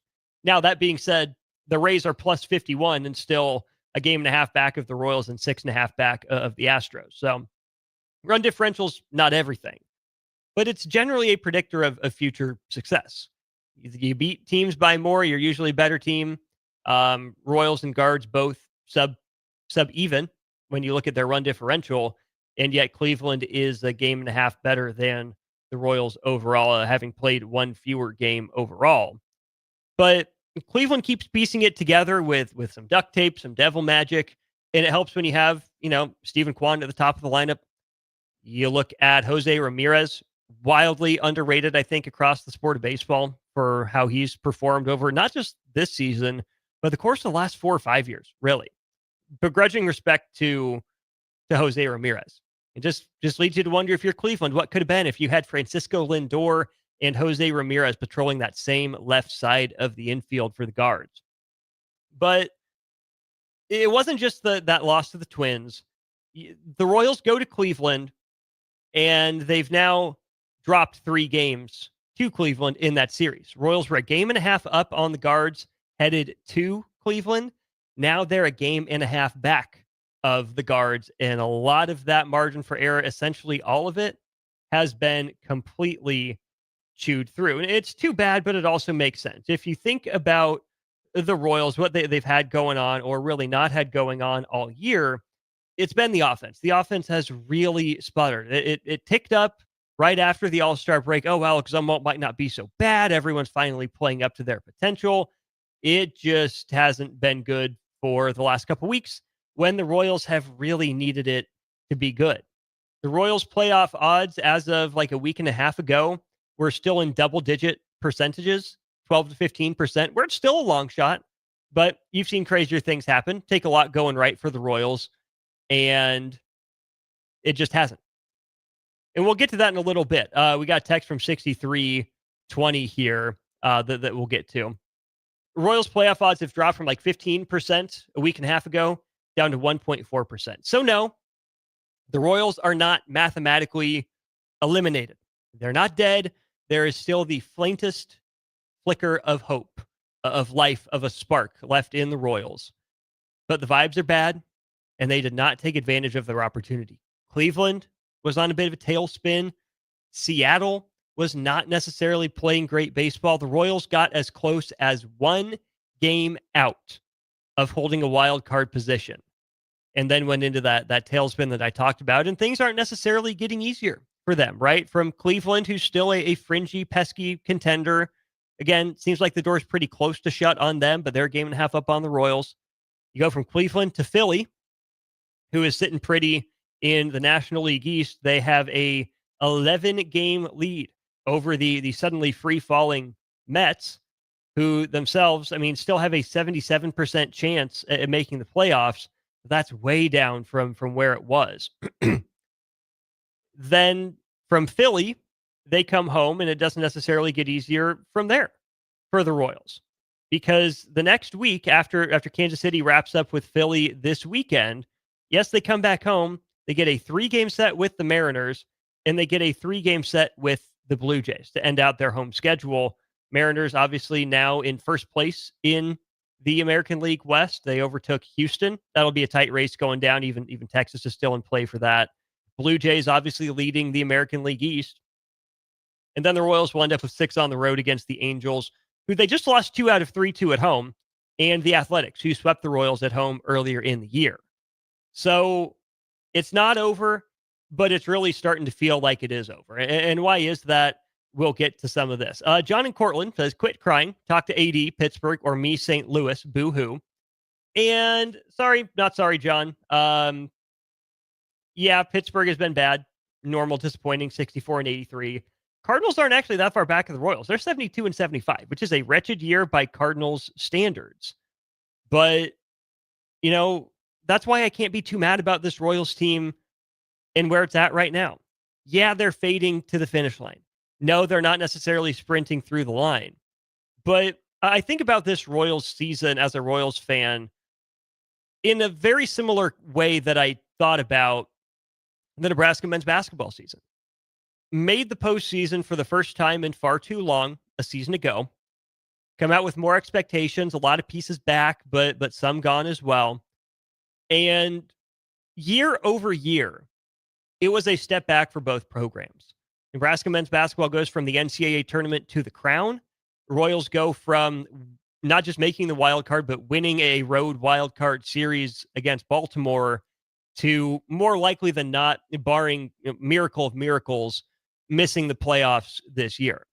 And I cannot stress enough that year over year, it's a step back. It didn't live up to the expectations, I think, of Royals fans. Nebraska basketball is a slightly different conversation that I don't want to relitigate right now. But think about where Nebraska men's basketball had been for a while. Think about where the Kansas City Royals had been for a while. Yes, they had the highs of 2013, 2014, and 2015. Only made the playoffs in 14 and 15, but 2013 was a great step in the right direction. And then they were competitive in the race in August and September of both 2016 and 2017. 2018, 2019, 2020, 21, and then, of course, 22 were all brutal seasons for the Royals. 23, not much better, but a slight step in the right direction. 24, they make the playoffs, and here we are in 25. But aside from 2003, what were the other bright spots for the Royals this entire millennia, the last 25 years? There weren't any. It was, oh, look at the farm system. It was, oh, look, Zach Greinke got a Cy Young. Then they had to trade him. The Royals were feckless. They had nothing going for them for the better part of 20 years, which made that 2014-15 run so magical. And it shouldn't have to be. If you're like me, Royals fans out there listening to this segment right now, I'm not going to tell you not to be disappointed this year. I don't want to tell you how to be a fan. All I will tell you is that I am less disappointed in the team and its performance than I am bummed.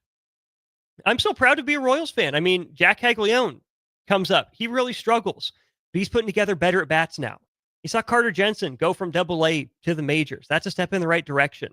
You saw Noah Cameron go from, back into the rotation, ceiling to pitching like an ace for a couple months there before the book really got out on him. You saw the storybook season that Chris Bubich was having. Michael Wacha continued his, late career resurgence.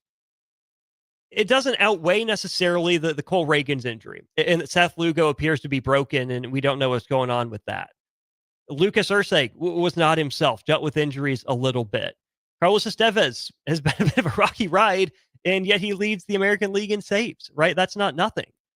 The pitching staff started the year as a strength, has continued to be a strength for this team, despite the injuries, despite the names, despite not having the depth that you thought they did. I mean, think about the Royals having to rely on Rich Hill to get starts. That was supposed to be Alec Marsh. Think about, Bailey Falter. That was supposed to be Kyle Wright.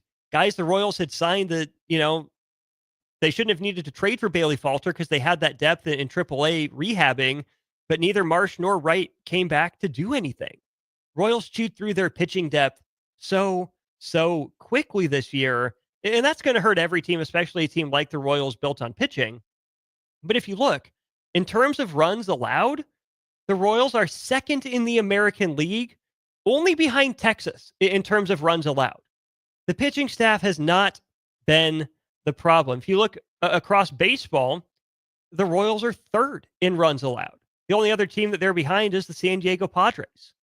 The pitching has been incredible for the Royals. And Jacob in Lincoln in 63-20, that is why, one piece of the reason why I do not believe in the slightest that Matt Quatrero is part of the issue for the Kansas City Royals. He's not. Is he perfect? Absolutely not. There are things he could do better, and we will always, always, always second guess and question the manager. But think about all those pitching injuries that I just mentioned. Matt Quatraro has navigated that. On a night-to-night basis, sure, maybe there are some questionable decisions with how he handles the bullpen. But think about, again, Lucas Erceg, supposed to be his best, most consistent reliever, has been banged up. Angel Zerpa was really good at the end of the last year. He's been up and down. Jonathan Bolin has been up and down with options. Steven Cruz has been up and down just based on injury. Carlos Estevez has been locked into that ninth inning role. So yes, they've given too many innings to Sam Long, too many chances to him. John Schreiber did not necessarily do himself any favors last night. It was 63-20. I can think of 4 games that we lost because of Matt Quatraro. 4 games out of 162 ain't a lot. I think about a baseball season this way. You're all but guaranteed to win 54. You're all but guaranteed to lose 54. It's what you do with the middle 54 that determines your season. And right now, it looks like the Royals are going to go 27-27 in that middle 54. But think about how good the pitching staff has been. Think about how decimated it has been by injuries to this point in the year. And that's not getting better. And think about how bad the offense has been. As good as the pitching has been, the offense has been worse. The Royals have scored 559 runs all year. Do you know how many teams that's better than in all of baseball? 1. The Royals have outscored 2 teams in baseball. The Royals have outscored, looking at runs scored, the Pittsburgh Pirates and the Colorado Rockies. They have been outscored by the White Sox. They have been outscored by the Guardians. They have been outscored by the Braves. They've been outscored by the Nationals. And yes, 63-20, if you had 4 games now, you're only 1 game out of a wild card. I can't dispute that. Yes, he makes some questionable lineup decisions. But are you telling me that Kyle Isbell has his career best numbers because Matt Quatraro is using him wrong? Because Tyler Tolbert is playing too much? No. Kyle Isbell has the best numbers of his career and looks like a solution because he's in a platoon role. Nick Lofton is a quad A guy. That's on the bench. Tyler Tolbert is a bit piece. He's playing. They've gotten something out of him. They haven't forced Dairon Blanco on Royals fans, just to make him work. No, Matt Quatraro hasn't been perfect. Yes, we're going to have questions about lineup construction. Yes, I would have played Carter Jensen and Jack Caglione against a righty earlier in this week. Again, I'm not saying that Matt Quatraro is above reproach. Certainly, there are always going to be questions about a manager and his decision-making. But the manager can only put the lineup together, right? 63-20. Isbell, not an issue. Right field was for 50 games. Yes. Does Matt Quatraro have any control over who his right fielder is? Barely. Matt Quatraro tried MJ Melendez with his, new swing in spring training. That didn't work. Lofton got a shot. Caglione got a shot. That didn't exactly fix the problem. So what did JJ Piccolo do? Went out and made moves. Mike Yastrzemski has been incredible since getting to Kansas City. Randall Grichuk, another guy that the Royals haven't asked to play every day, is basically doing his job in a platoon role. That's what Royals fans were promised when Matt Quatraro came in. It wasn't just giving the same old retread guys a shot just because they're under contract. You didn't want to cut money. Matt Quatraro's platooned guys, and they've had better numbers because of it. The problem is that the better numbers still aren't necessarily good numbers. I mean, shoot, Hunter Renfroe played for this team for 40 games this year, and it was bad before they finally cut it. It's on JJ Piccolo to make the roster better, and we can get to this coming up here in our next segment. I know Jay Foreman's giving his speech, and he'll call back in to get us back on football topic.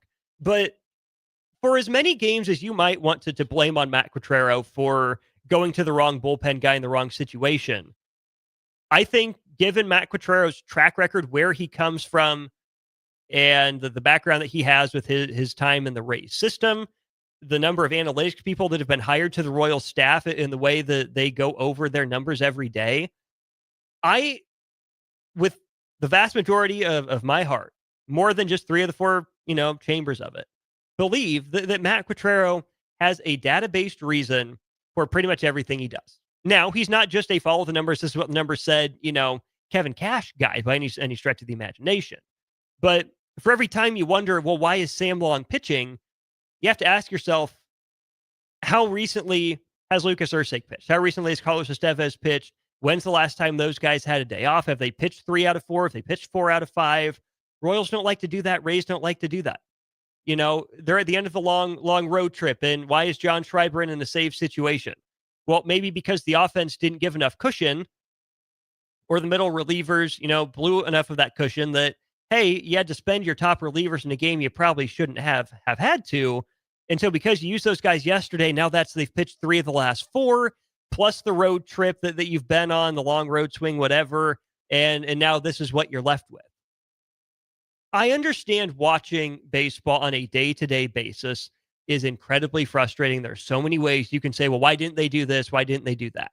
Last night, I don't know if it was Quatrero that called for the bunt or Kyle Isbell that did it on his own. Either way, bad decision, inexcusable at that time.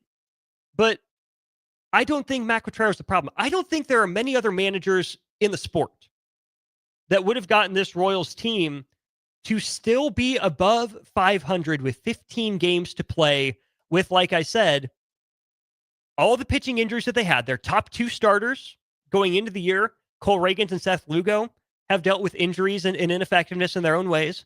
Their breakout star, Chris Bubic, on the shelf with a shoulder injury. Never a good sign. They called up some nobody prospect journeyman, like essentially the Freddie Fermin of pitchers, and Noah Cameron, and had him pitch like a Rookie of the Year candidate for 3.5 months. If you're going to have issues with Matt Quatrero, that's fine. But let's give credit to his pitching staff. Sweeney, Bove, Stetter, that have gotten the most out of this pitching staff to still have them a game above 500. Still alive in the playoff race, even by the tiniest technicality. Despite having the 3rd worst offense, or 4th worst offense, bottom 5 offense in all of baseball. You can't tell me Matt Quatrero is the problem. Matt Quatrero has more often than not, 90% of the time or more, made a data-based decision to put this Royals team in position to succeed. You can have your issues with him. Again, not perfect, but I don't think the Royals are going to do better than Matt Quatrero. But where can the Royals do better? Where do they need to improve? It is the offense. Let's go ahead and get into that. We'll take a break. How can the Royals bounce back to the playoffs next year? We'll go over that when we get back to Old School. Watch Old School live on Facebook, YouTube, or Twitch. Old School with Foreman and Orman on 93.7 The Ticket and theticketfm.com. When it comes to concrete, Stevens & Smith Construction doesn't stall. They go for the takedown. As Nebraska's full-service concrete contractor, they stay in bounds, hold inside position, and never forfeit quality. Whether it's foundations, flatwork, or concrete coatings, they elevate performance and pin down results that win every time. Stevens & Smith Construction is a proud sponsor of Takedown Tuesdays on 93.7 The Ticket. Because when it's time to wrestle with concrete, Stevens & Smith Construction slams expectations. This is Bill Mitchner, Executive Director of Lincoln Lighthouse. Did you know Lighthouse provides multiple programs for students such as one-on-one tutoring and mentoring, as well as pro-social skill exercises, while providing them a nourishing meal and a safe space during all months of the year, even during school breaks? Learn more or contribute to Lighthouse at lincolnlighthouse.org today.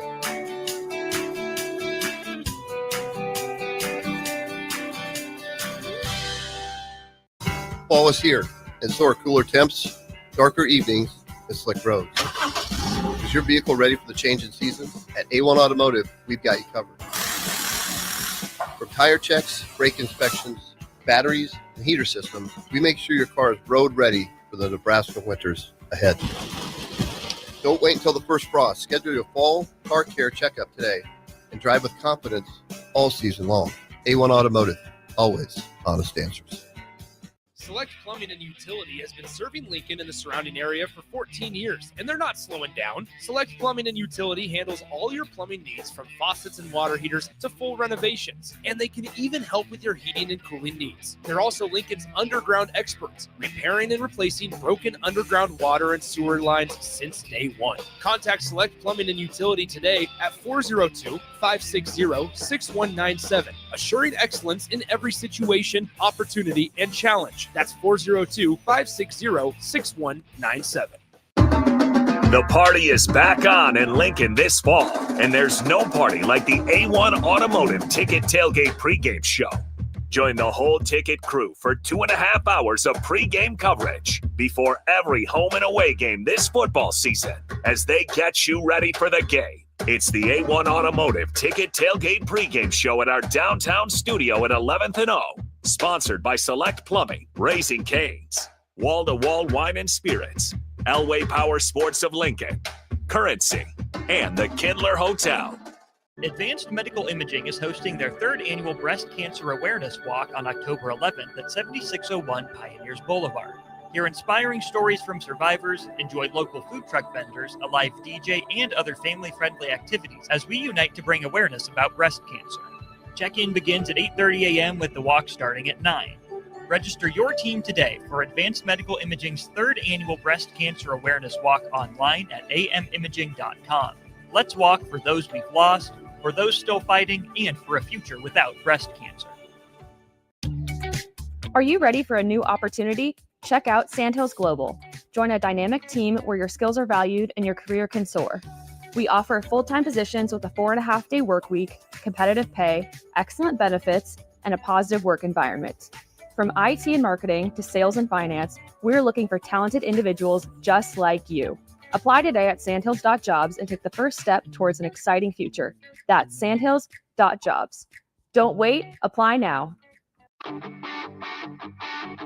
Gaina Trucking is hiring CDL Class A and B drivers. Their strong team culture makes it not a job, but a career. Gaina Trucking offers health, vision, and dental insurance, 401k with company match, an employee assistance program, and other bonus programs. Build a better career today with great team culture at Gaina Trucking. Learn more and apply today at GainaTrucking.com. Start your Sundays off right with Jeff and Nicole Essink on Fitness Fanatics. Jeff and Nicole discuss health and wellness, how to achieve fitness goals, and more through the life of gym owners and gym goers. It's Fitness Fanatics from 9 to 11 a.m. on Sundays on 93.7 The Ticket and theticketfm.com. This is James Harrell with NP Dodge Real Estate. When I became a licensed realtor, I wanted a brokerage that would help me grow in my new career. I found that in Lincoln First Realty. When Lincoln First was acquired by NP Dodge, the training and support I received only got better. I love knowing I have the power of the NP Dodge brand behind me. I would recommend NP Dodge to new agents looking to jumpstart their real estate career and to current agents who want to take their business to the next level. Expand your career with NP Dodge. Call Eric at 402-434-2222. Back to old school with Foreman and Orman on 93.7 The Ticket and theticketfm.com. Rolling right through the Royals rant on Old School. Austin Orman with you. Jay Foreman will rejoin the show on his way to high school football. This segment brought to you by Heartland of Nebraska Windows. They offer a free estimate, full window replacements, all vinyl triple pane windows, and a lifetime warranty on everything while still keeping their prices affordable. Heartland of Nebraska Windows is locally and family owned with their own team of installers. Give Heartland of Nebraska Windows a call today for more info at 402-430-3852. Or visit them online, heartlandofnebraskawindows.com. 6320, really appreciate you getting that conversation going there. Hope you don't feel attacked. Really appreciate you listening and being along for the ride. I'm not trying to say I know everything about the Kansas City Royals. I just hope I was able to offer you that little bit of different perspective. Where I will agree with you is that the 2026 Royals need to get better.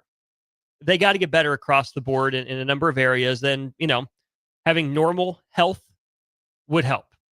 Last year, the Royals suffered basically no injuries to their starting rotation that carried them to the playoffs. This year, they faced a lot of injuries, right? Those things normalize in the long run.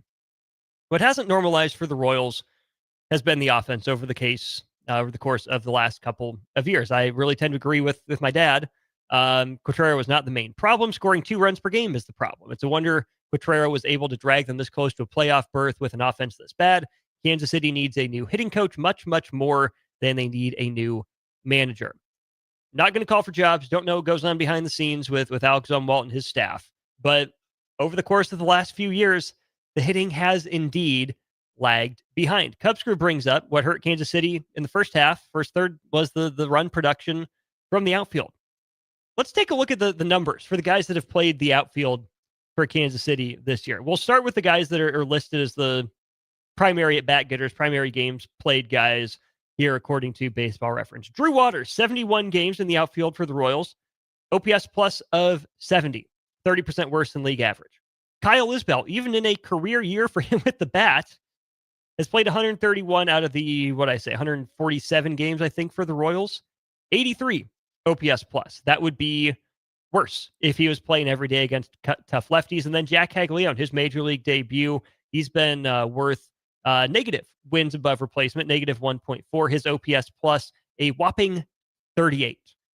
So those are the guys that are listed right there. Let's add in some of the other options that have played the outfield. Kevin Biggio, utility guy, 55 OPS plus across 37 games, 83 plate appearances. Nope, not going to cut it. Michael Massey has gone back and forth between left field and second base. OPS plus of 45, and for a while was the worst qualified hitter in baseball before a stint on the injured list. He's batting .222 with an on-base percentage of .241 and a slug of .278. Nick Lofton, below replacement level by 0.4 of a win, 77 OPS plus. John Rave, 0.1 wins above replacement across 156 plate appearances, 136 at bats, 286 on base percentage, 199 batting average, 71 OPS plus. Adam Frazier's been pretty good for the Royals since he's been acquired, 99 OPS plus, playing in the outfield corners and second base. Only had him for 43 games. I mentioned Mike Yastrzemski, right? 133 OPS plus, 33% better than league average just since joining the Royals, but he's only been around for 36 games, and that's a platoon guy at age 34.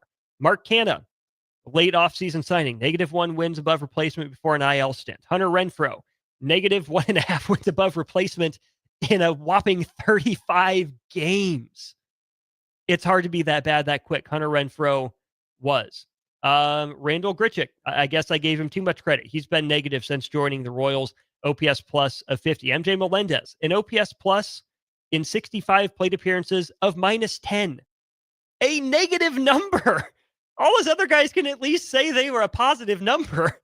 MJ Melendez, who to his credit did just hit for the cycle last night in Omaha, is proving he is a quad A player, and the Royals should have traded him, struck while the iron was hot, and they did not have the foresight so to do under the previous administration.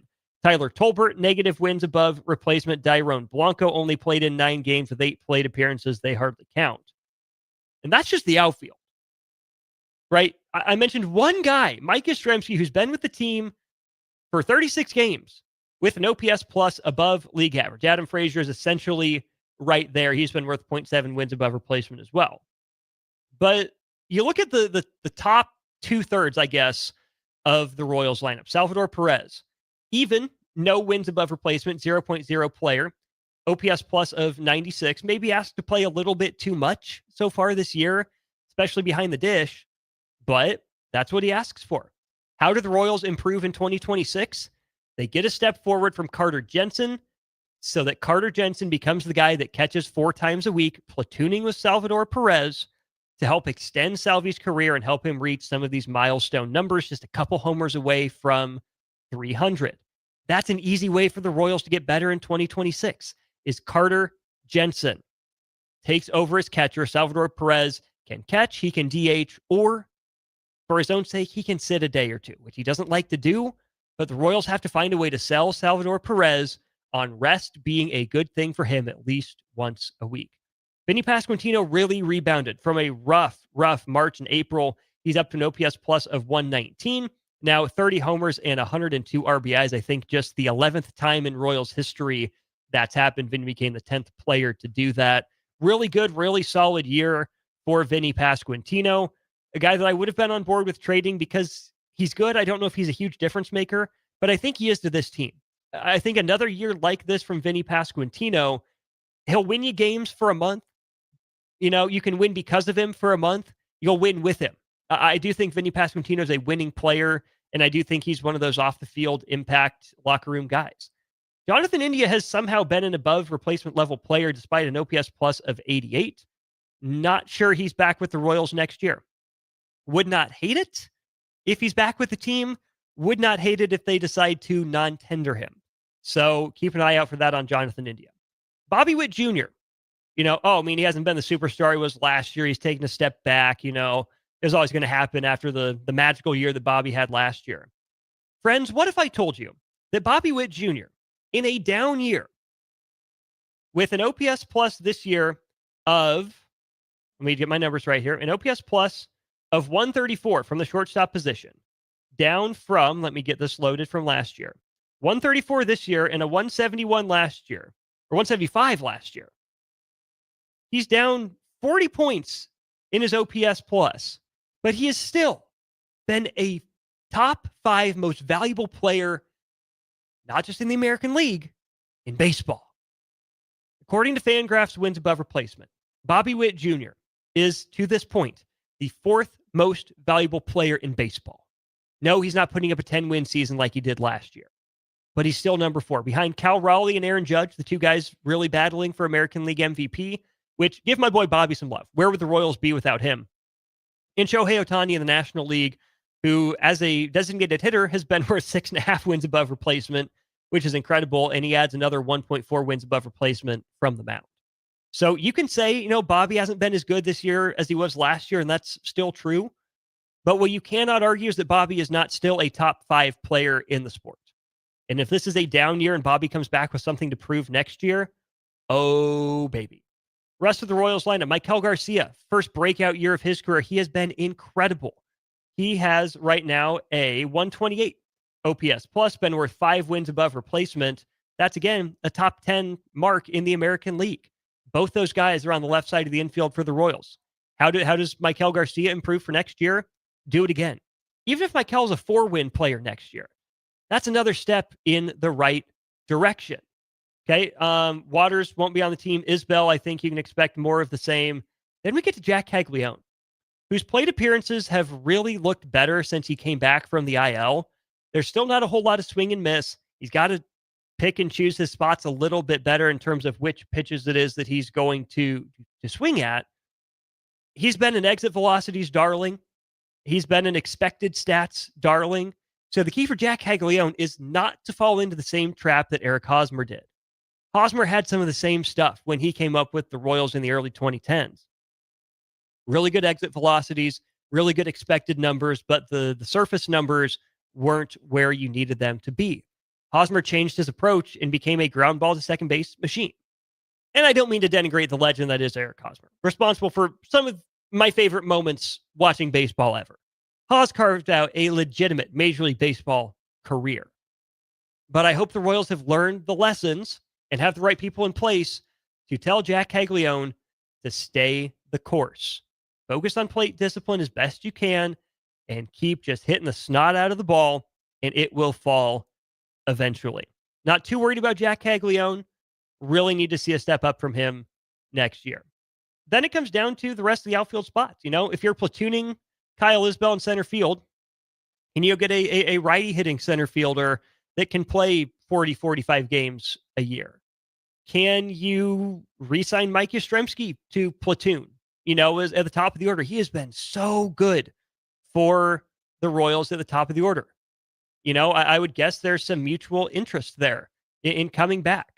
But that's really what it's going to take for the Royals is better health from the pitching staff, especially the starters. Get Lucas Erceg back fully healthy as the chess piece of the back end of the bullpen, and then get corner outfield production. That's what it comes down to.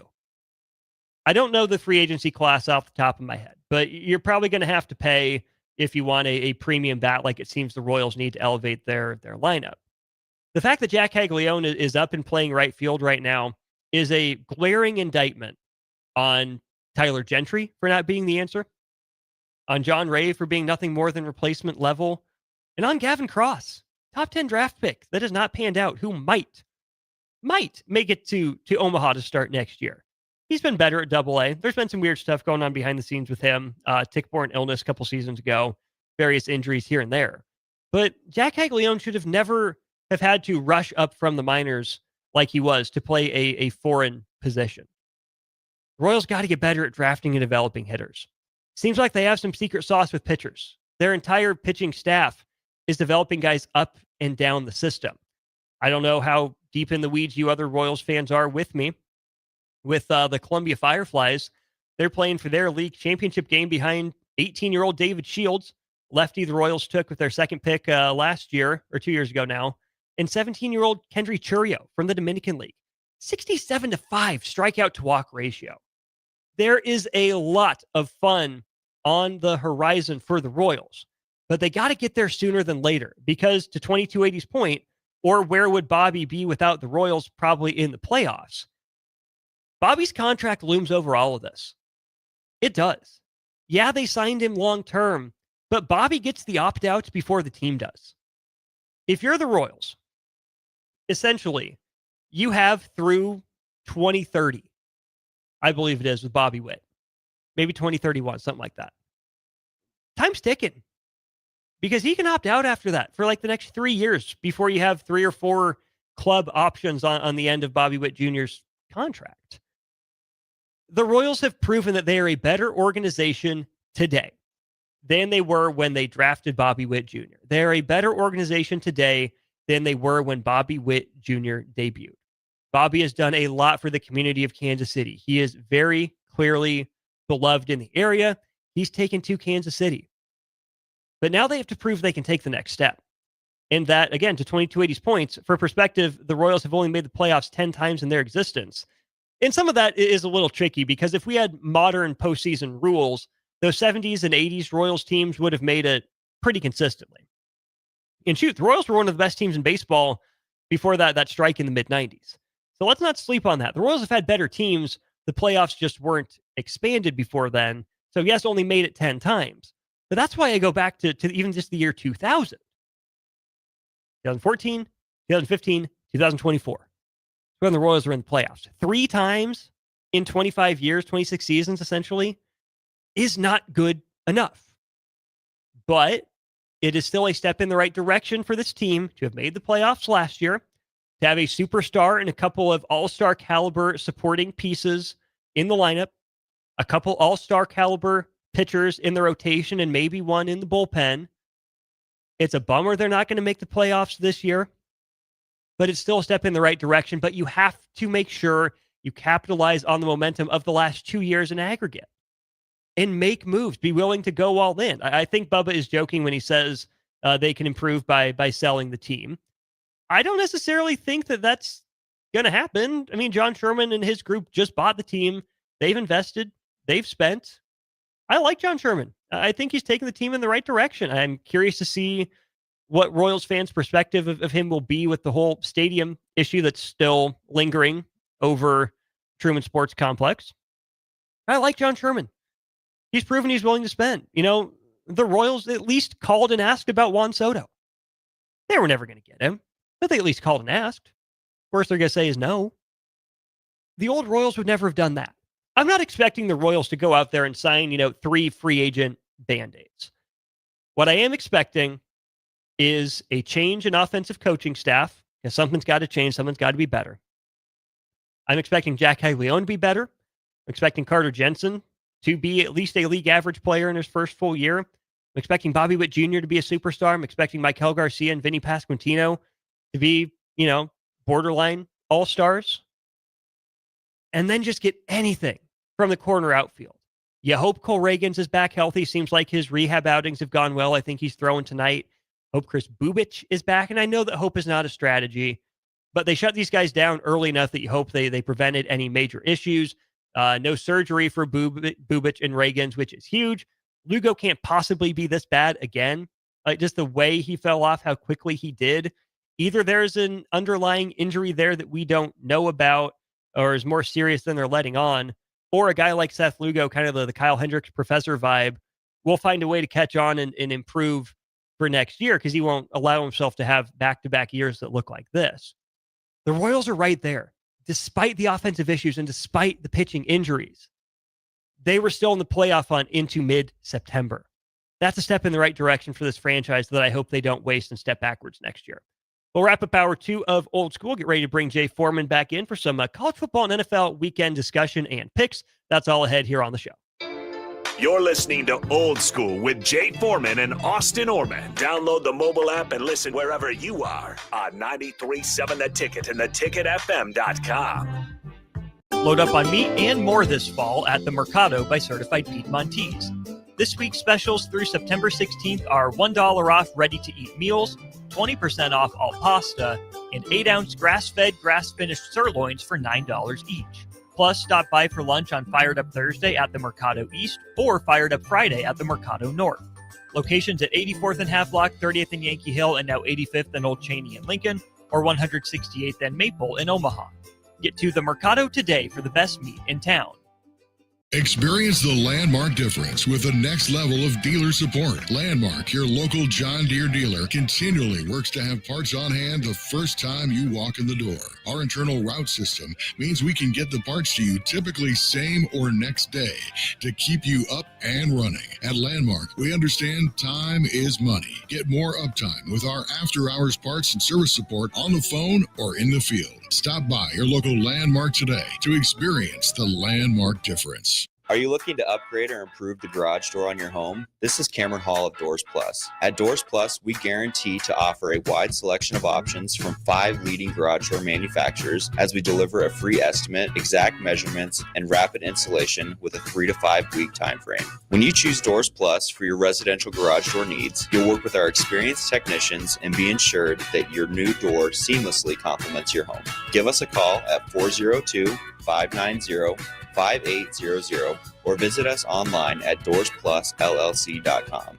Doors Plus, garage doors and more. 93.7 The Ticket, Fox, KFXL weather. Sponsored by John Henry's Plumbing, Heating, and Air Conditioning. Your Lincoln forecast for today, a few sprinkles possible this morning. Otherwise, we'll see mainly sunny skies. It'll be breezy and hot with a high near 92. Tonight, mainly clear skies, continued breeze, low around 71. And tomorrow, we'll see mainly sunny skies. It'll be breezy and hot with a high near 94.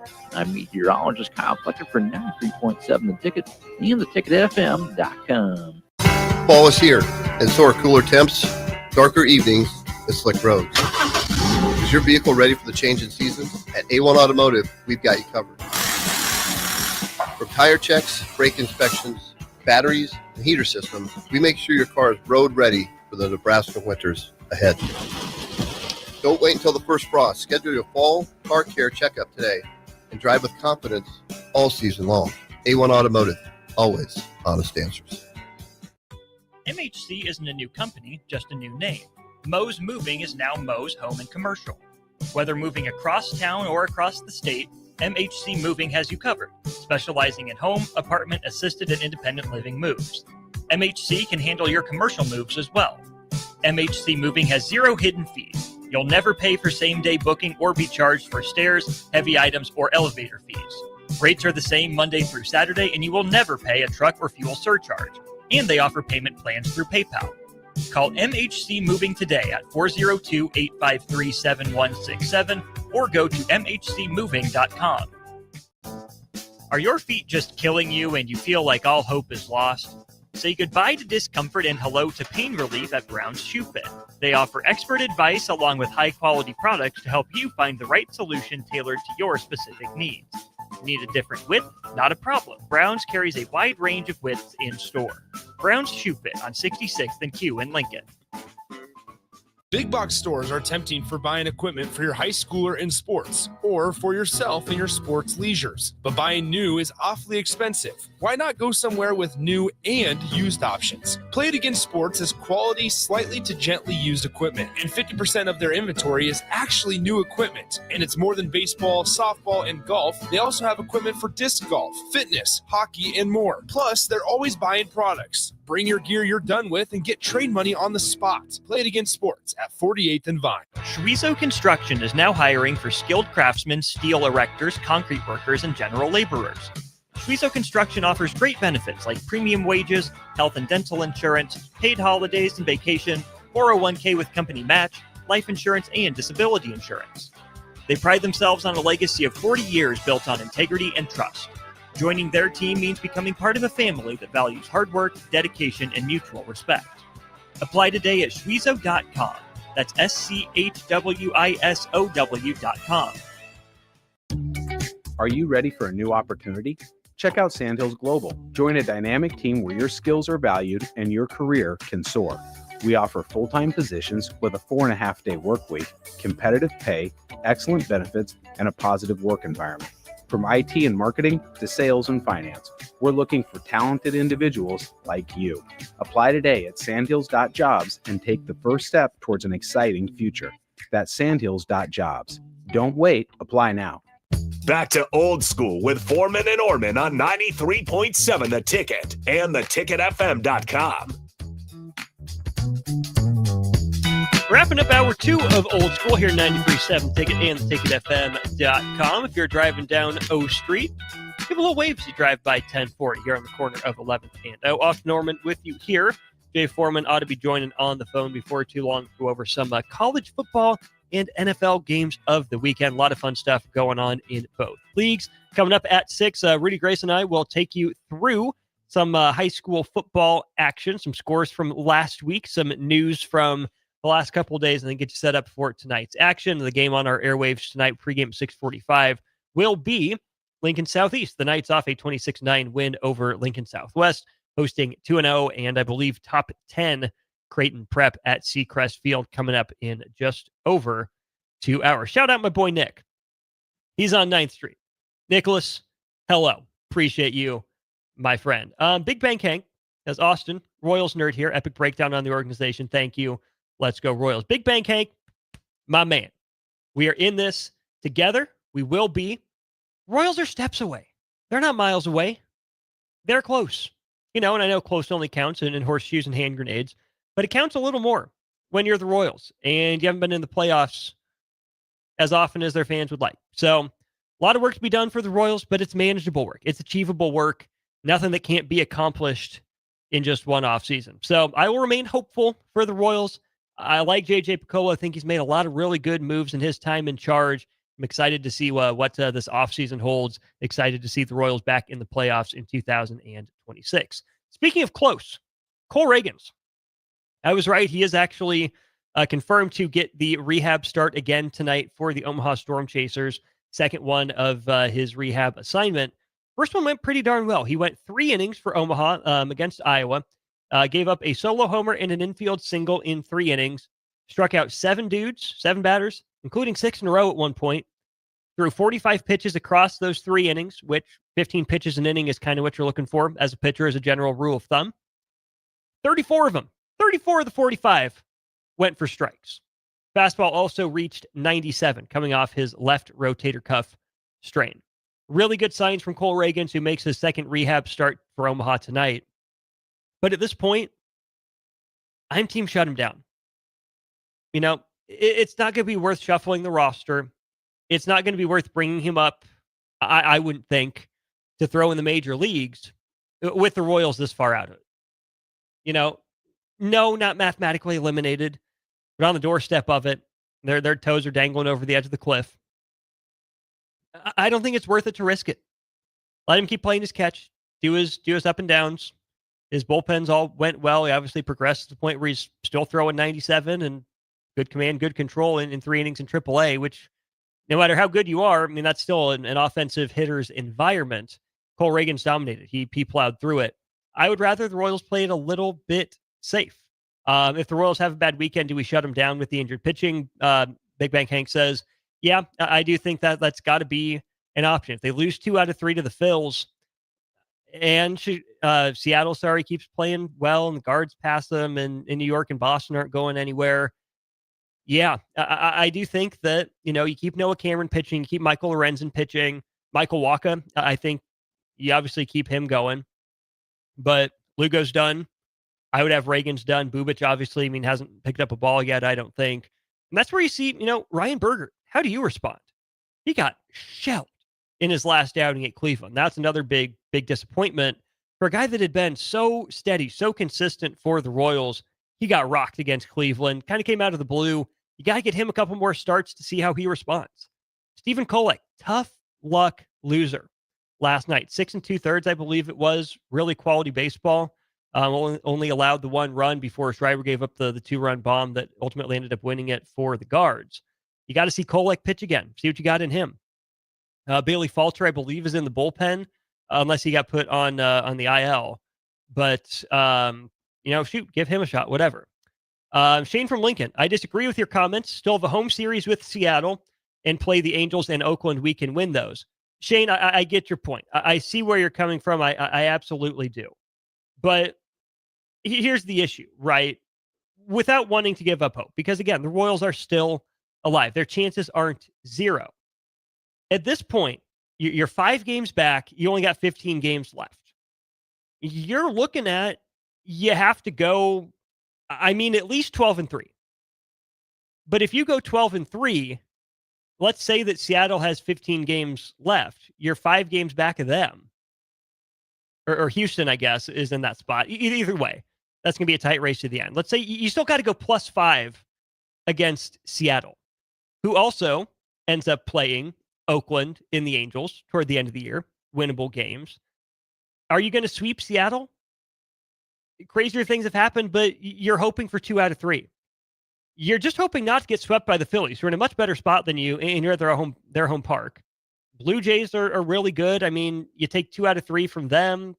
It's unlikely. Let's say you go 1-2 against Philly, 2-1 against Seattle, and 1-2 against the Blue Jays. That means you have to sweep both of your last series on the road against the Angels and the Athletics just to give yourself a chance. And that's before even knowing if Seattle's already clinched a spot or if Houston ends up winning one more game than you. Odds are good the Royals are going to drop a game in each series, right? That's the point of baseball, is that it's hard to sweep. You're just going for winning series and stacking winning series on top of one another. It's not out of the question. It would be a huge upset if the Royals win the series against the Phils. It'd be a good step in the right direction. But the problem is that so little of it is in the Royals' control. Yeah, they have games left to play, but it's not just if the Royals win, they keep distance between them and the teams behind them. They keep them at arm's length. At this point, Royals wins are not enough on their own. They also need Houston losses. They also need Texas losses. They also need Cleveland losses. They need Tampa Bay losses at this point as well. And that's why this is so painful and so brutal, that even if the Royals finish 12-3 over the last 15 games, I think that's official. Yeah, officially the last 15 games. Even if they do that, that might not be enough just because of the number of teams that they have to catch in front of them and how many teams they need to play some of their worst baseball of the season just to have a chance. So no, it's not over. Yes, you are correct. The Royals can win those games. Problem is, Royals can't make the teams ahead of them lose many games. Outside of the Mariners, that's the only chance the Royals have to, of their own volition, make up ground, which is why it looks so bad for them 5 games out with 15 to play. We'll go to break, get back on football, NFL games of the weekend. But first, college football games. Really fun weekend across the sport. We'll see if we can get Jay Foreman connected, hear his thoughts. If not, you're stuck with me. Maybe we'll bring Rudy in, discuss some college football and some NFL, and we get back for hour 3 of Old School. This is Lincoln's home for sports talk on the FM dial. Also online at theticketfm.com. On the internet. KNTK FM Firth, 93.7 The Ticket. Watch Old School live on Facebook, YouTube, or Twitch. Old School with Foreman and Orman on 93.7 The Ticket and theticketfm.com. Make this your best football season yet with help from Limitless Mail. If you're struggling with low energy, muscle loss, brain fog, belly fat, mood swings, it's likely low testosterone, and Limitless Mail can fix that. We've helped over 100,000 men feel stronger, leaner, sharper, and more like themselves again. Don't sit on the sidelines this season. Take control. Book your free consult today at limitlessmail.com. That's limitlessmail.com. Hi, I'm Casey Oddie, and I'm the Retail Banking Manager at your local Midwest Bank branch on 70th and Pioneers Boulevard. Banking may be my job, but supporting the community is what I care most about. Whether I'm showing up at local events, partnering with schools, or helping people reach financial milestones, I am proud to be a part of what makes Lincoln strong. Let's build something together. Stop by and say hi. Your community, your bank, Midwest Bank. Member FDIC. MHC isn't a new company, just a new name. Moe's Moving is now Moe's Home and Commercial. Whether moving across town or across the state, MHC Moving has you covered, specializing in home, apartment, assisted, and independent living moves. MHC can handle your commercial moves as well. MHC Moving has 0 hidden fees. You'll never pay for same-day booking or be charged for stairs, heavy items, or elevator fees. Rates are the same Monday through Saturday, and you will never pay a truck or fuel surcharge. And they offer payment plans through PayPal. Call MHC Moving today at 402-853-7167 or go to mhcmoving.com. When it comes to concrete, Stevens & Smith Construction doesn't stall. They go for the takedown. As Nebraska's full-service concrete contractor, they stay in bounds, hold inside position, and never forfeit quality. Whether it's foundations, flatwork, or concrete coatings, they elevate performance and pin down results that win every time. Stevens & Smith Construction is a proud sponsor of Takedown Tuesdays on 93.7 The Ticket. Because when it's time to wrestle with concrete, Stevens & Smith Construction slams expectations. Sartor Heyman Jewelers is celebrating 120 years as Lincoln's top choice for fine jewelry. Join us for our anniversary sale going on now through September 14th. Enjoy an exclusive 20 to 75% savings on dazzling diamond jewelry, exquisite rings, and luxury watches. This once-a-year event is our way of saying thank you to a community that has supported us over a century. Come enjoy our lowest prices of the year and celebrate this milestone with us now through September 14th at Sartor Heyman Jewelers. Are you looking for an exciting new way to put your skills to work? Explore new career options in the fintech industry at Currency, a Sandhills Global company.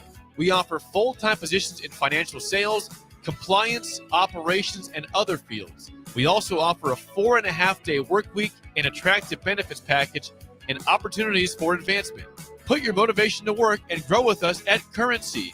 Visit gocurrency.com/careers to learn more. Hi, Sean Callahan here for Koppel Chevrolet GMC. This month kicks off Koppel's 50th anniversary sale. We're celebrating 50 years by offering an additional $500 discount to the next 100 customers that buy a new vehicle. This is in addition to the huge savings already in place. You can take an extra $500 off our discounted price, or we can cut you a check on the spot. Celebrate with savings and see why customers have trusted Koppel since 1975. It's our way of saying thank you for all these years. With UBT, you've got total control over your money.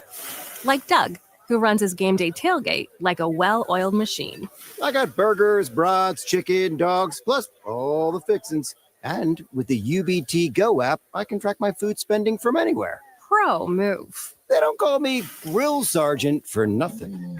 No matter your goals, UBT helps you feel good about reaching them. Union Bank and Trust. Member FDIC. This is Bill Mitchner, Executive Director of Lincoln Lighthouse. Did you know Lighthouse provides multiple programs for students such as one-on-one tutoring and mentoring, as well as pro-social skill exercises, while providing them a nourishing meal and a safe space during all months of the year, even during school breaks? Learn more or contribute to Lighthouse at lincolnlighthouse.org today.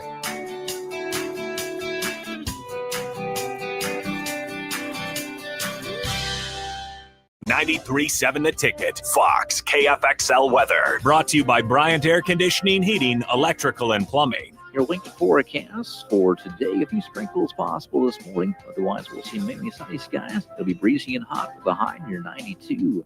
Tonight, mainly clear skies, a continued breeze, low around 71. And tomorrow, we'll see mainly sunny skies. It'll be breezy and hot with a high near 94. I'm meteorologist Kyle Flecker for 93.7 The Ticket and theticketfm.com. Coming at you live from the heart of Lincoln, America.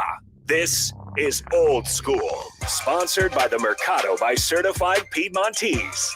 Nebraska Football Hall of Famer Jay Foreman and Austin Orman. Old School with Foreman and Orman on 93.7 The Ticket and theticketfm.com. Well, Mr. Social Jay Foreman has not texted me back yet, so we'll just keep rolling right along through Old School Solo Edition, but I'm not alone. I got all of you joining me, Austin Norman, on our Sartor Heyman Jewelers text line, 402-464-5685. This is Old School, brought to you, as you can see on the bottom right if you're on stream, Brought to you by the Mercado, certified Piedmontese, special ingredient butcher shop, 3 Lincoln locations, and 1 up in Omaha. I'm going to go to themercadobutcher.com right now. I'm going to go to Fired Up Friday. It's too late now. Unfortunately, we come on before we can give you a heads up for what Fired Up Friday is. But every week on Thursday and Friday, the Mercado does something wonderful. They prepare meals for you. Now, they do this. They have prepackaged meals available throughout the week. But Thursdays and Fridays, they make you hot meals. Yesterday at the Mercado East, I believe. Yeah, Mercado East. 5900 South 85th Street, Good Life Cyclery. Chopped cheese and chips. Seasoned ground beef, chopped with American cheese, with lettuce, tomato, mayo, onion, and pickles on a Kaiser roll served with chips. Add a drink, that's just $17. That's it. Fantastic. And then the Mercado North, 4841 North 84th Street, 84th and Havelock. Today they had Hatch Chili Philly in corn casserole. Seasoned chopped steak with pepper jack cheese whiz, roasted Hatch chilies and zesty Hatch chili sauce on a hoagie served with corn casserole. $17, $18 if you add a drink. Every Thursday, Mercado East, 5900 South 85th for Fired Up Thursday. Every Friday, Fired Up Friday, the Mercado North, 84th and Havelock for a fresh hot meal with certified Piedmontese meats. Starts at 11, goes till 1:30, but it's first come, first serve. They have sold out before. They will sell out again. So take an early lunch on Thursday and or Friday. That is what we're here for. Big thank you to the Mercado by Certified Piedmontese. Eric, I appreciate your offer. Nick and Jay are 2 men that I count as very dear friends of mine. And I believe that if I allowed you into the studio to co-host, they would disown me. So as much as it would thrill me to wax poetically about our dearly beloved Colts, I would hate to lose a friendship with a couple of my coworkers. So we'll talk about them over text here. Let's get to 8985, who says, I'm of the belief that when you still have a shot, regardless of how great or small it is, you go at it 100% until you don't have a shot anymore. I understand that mindset. I respect the heck out of that mindset. I love that mindset. There's just sometimes more to it than that. I want this current Royals team, as it is currently constructed, to not just play out the strings, not just punt on the season because it seems faint. Because they do still have a chance. Absolutely they do. But I don't want the Royals to jeopardize 2026 and beyond by going all in on such a slim chance this year. Think about it. They bring Cole Reagans back. I know things have gone well so far, and, he could get injured pitching tonight again in Omaha. Can't believe I just put that out into the atmosphere. But you would really hate to be J.J. Piccolo and bring Cole Reagans back up for the last 2 weeks of the year to make 2, maybe 3 starts. Something goes wrong. He's ineffective. You rushed him. Something wasn't quite 100% ready for him. This is a guy you committed a lot of money to, essentially buying out his arbitration years. You extended him. You got him hurt at the end of the season, and you're right back to square one.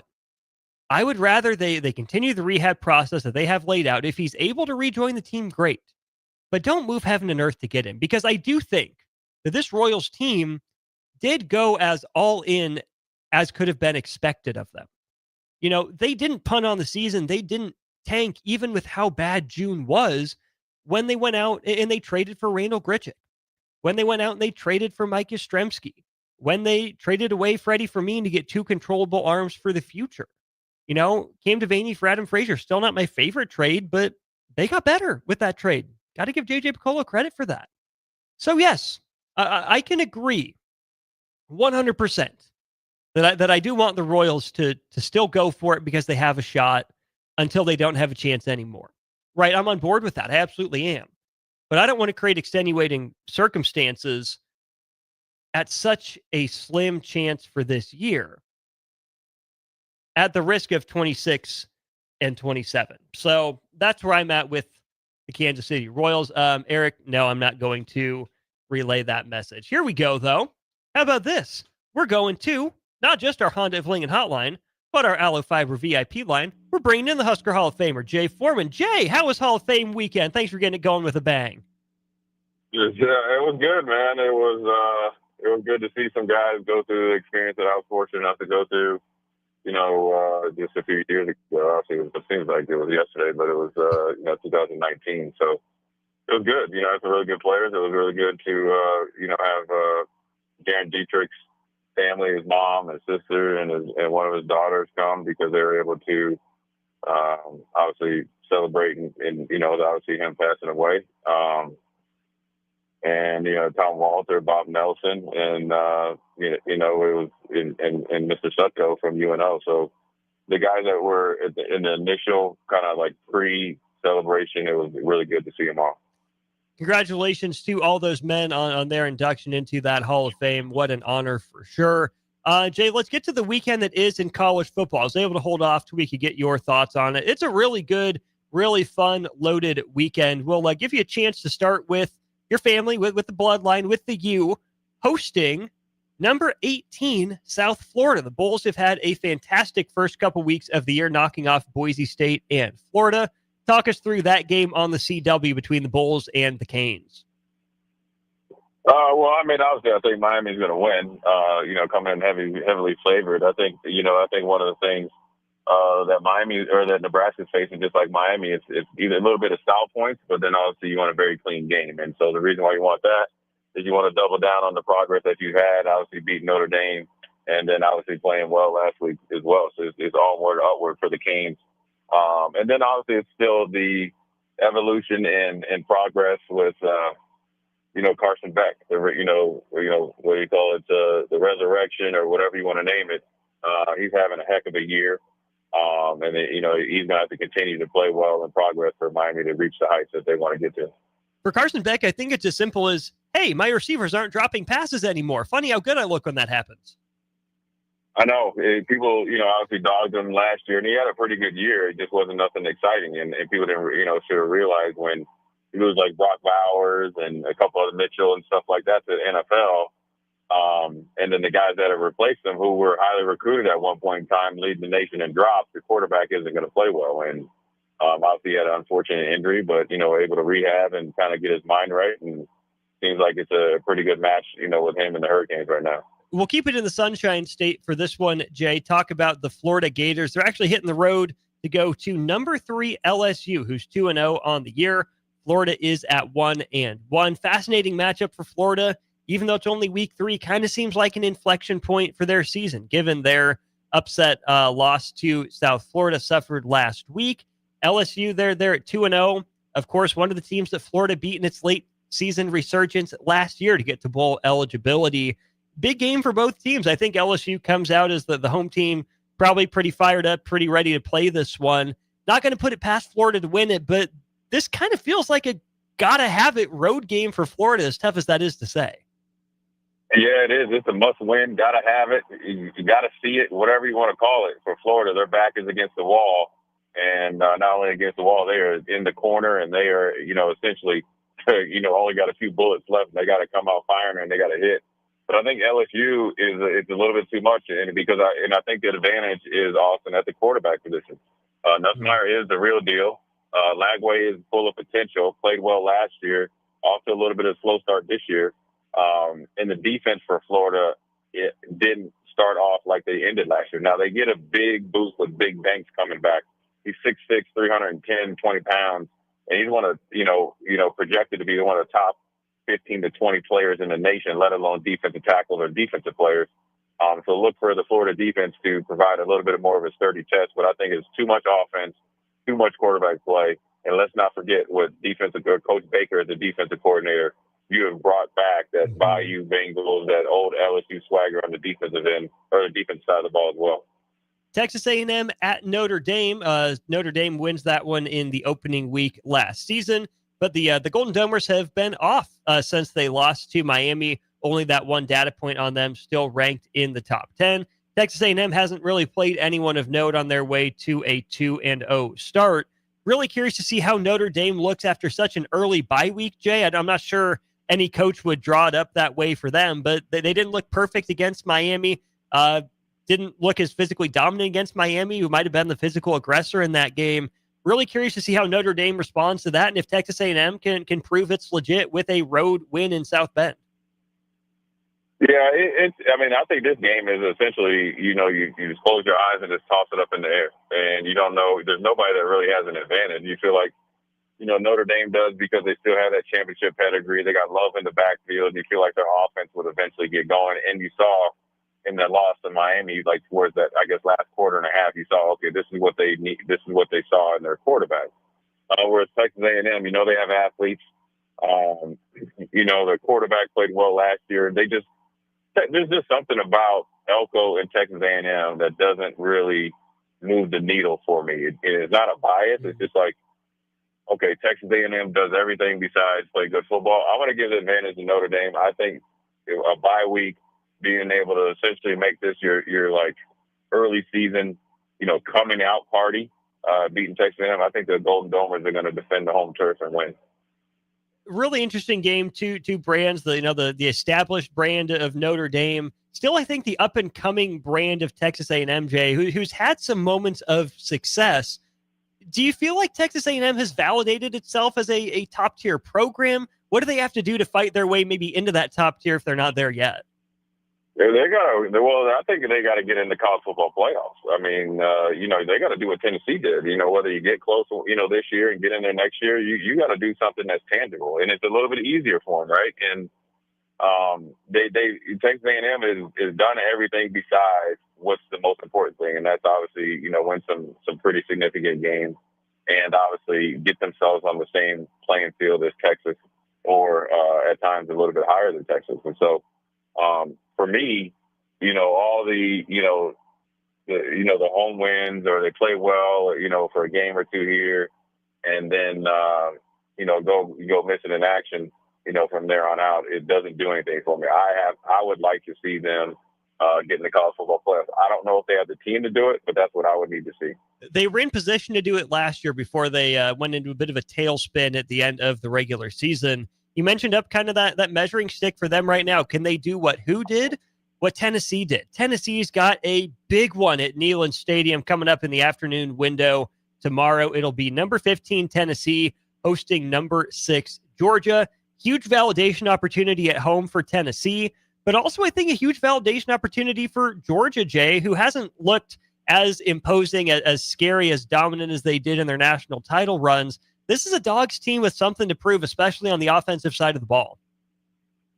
Yeah, I mean, they got to get going with Delp, their tight end, and obviously their plethora of running backs. And they said their offensive line has improved, but you have yet to see it. So what we're waiting for is either that defense of Georgia to show some sort of glimpses of that, Georgia Bulldog defense of the last almost like half decade, or the offense to show some spark, right? And I don't know if they have the personnel to do so, but they are very, very efficient this year, at least in the first early parts of the season. So I think the continuity, right, the complementary football is what we're waiting to see from this Kirby Smart-led team.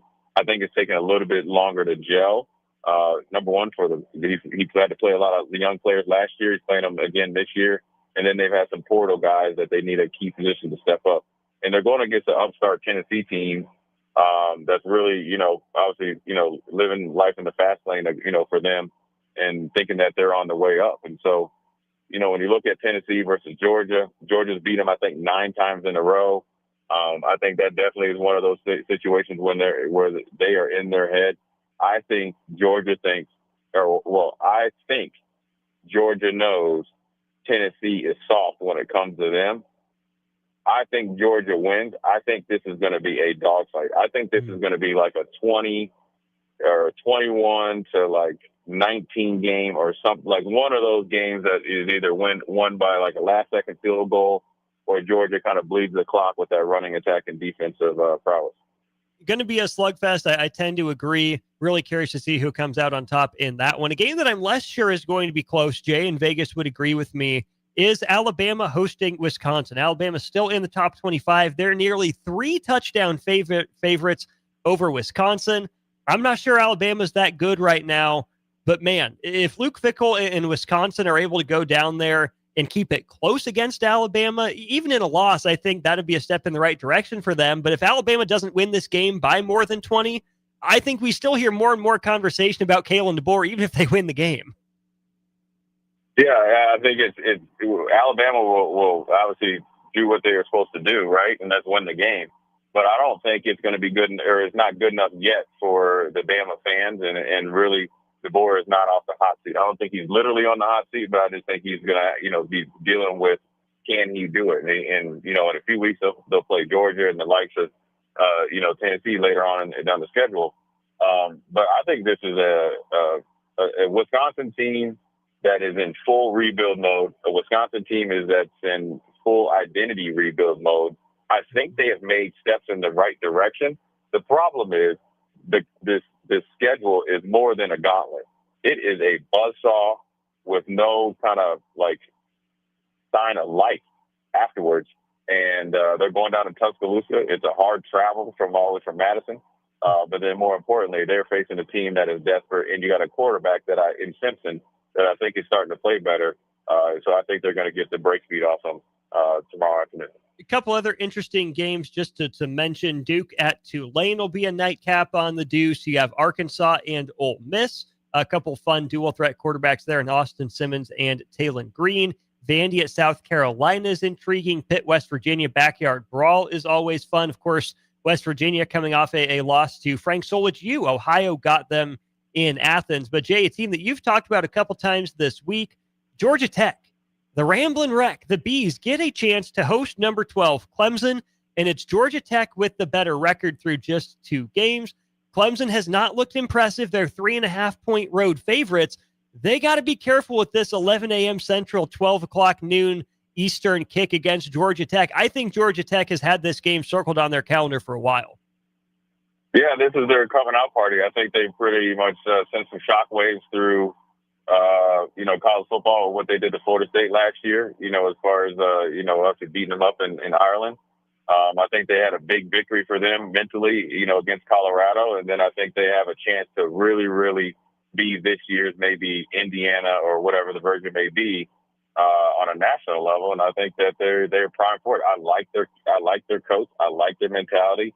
I like the way they've kind of recruited and developed and come with that, more than, a boulder on their shoulder type of, chip. And they've been able to take it out on some opponents and been able to, if they play pretty consistently. When they play a Clemson team with potentially, or what was thought of maybe the number 1 pick in the whole draft, and they haven't gotten going offensively for Clemson, offensively with Williams being out and Klubnik really playing pedestrian, to the point that where Dabo Swinney said he's not even doing the basic things because he missed a couple of explosive plays.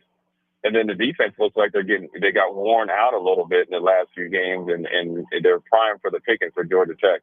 I'm still going to go with Clemson because I like Cade Klubnik. I believe in that defense too much with Woods and company like that. But Georgia Tech would not surprise me if they pull the upset victory.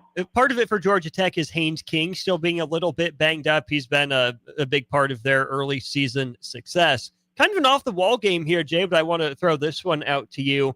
Minnesota, 23-10 winners over Buffalo, and 66-0 winners before the game was ultimately suspended and called due to weather last week. They get a Big Ten/Pac-12 after dark game, 9:30 Central kickoff for the Golden Gophers on the road at the Cal Golden Bears. A little bit of an early season surprise for Cal. Their freshman quarterback has come out of the gates hot and tearing it up. Minnesota, a 2.5-point favorite on the road. What are you watching out for maybe for Minnesota with this long and late road trip? I think the Gophers are under the radar. I think I'll call them the bootleg version of Illinois this year, where I think that they'll, be able to have a pretty good season. I look for them just to, roll the boat, or whatever you want to call it. They're going to just go and just do their thing, a ho-hum victory, and kind of be off the map. And then next thing you know, they're, 6-1, 7-1, and everybody's trying to, see where they came from, or where they, how well they have been playing and where they came from as far as on the national basis. So, I think they'll do well, and I think they'll win. They're going to be a hard out this year, and it's going to be business as usual for the Golden Gophers. Again, 9:30 kickoff for Minnesota on the road at Cal. Jay, you good to stick around one more segment, talk some NFL? Yeah, sure will. Excellent. We'll go to break, bring Jay Foreman back on our Allo Fiber VIP line, break down the NFL weekend and last night's Thursday night game when we get back to Old School. You're listening to Old School with Jay Foreman and Austin Orman. Download the mobile app and listen wherever you are on 93.7 The Ticket and theticketfm.com. Load up on meat and more this fall at the Mercado by Certified Piedmontese. This week's specials through September 16th are $1 off ready-to-eat meals, 20% off all pasta, and 8-ounce grass-fed, grass-finished sirloins for $9 each. Plus, stop by for lunch on Fired Up Thursday at the Mercado East or Fired Up Friday at the Mercado North. Locations at 84th and Havelock, 30th and Yankee Hill, and now 85th and Old Cheney in Lincoln, or 168th and Maple in Omaha. Get to the Mercado today for the best meat in town. This just in, hot off the bench press. Planet Fitness has expanded strength equipment. Save $28 or more when you join today. We're raising the bar with these benches, and our hack squat will have you actually looking forward to leg day. Plus, we're still repping all the best-in-class equipment we've always had. There's no better time to get stronger. So join Planet Fitness today and save $28 or more. Just $1 down, $15 a month. Find your nearest club and join today. Deal ends September 12th. See Home Club for details. Have you heard about Advanced Medical Imaging Surgery Center?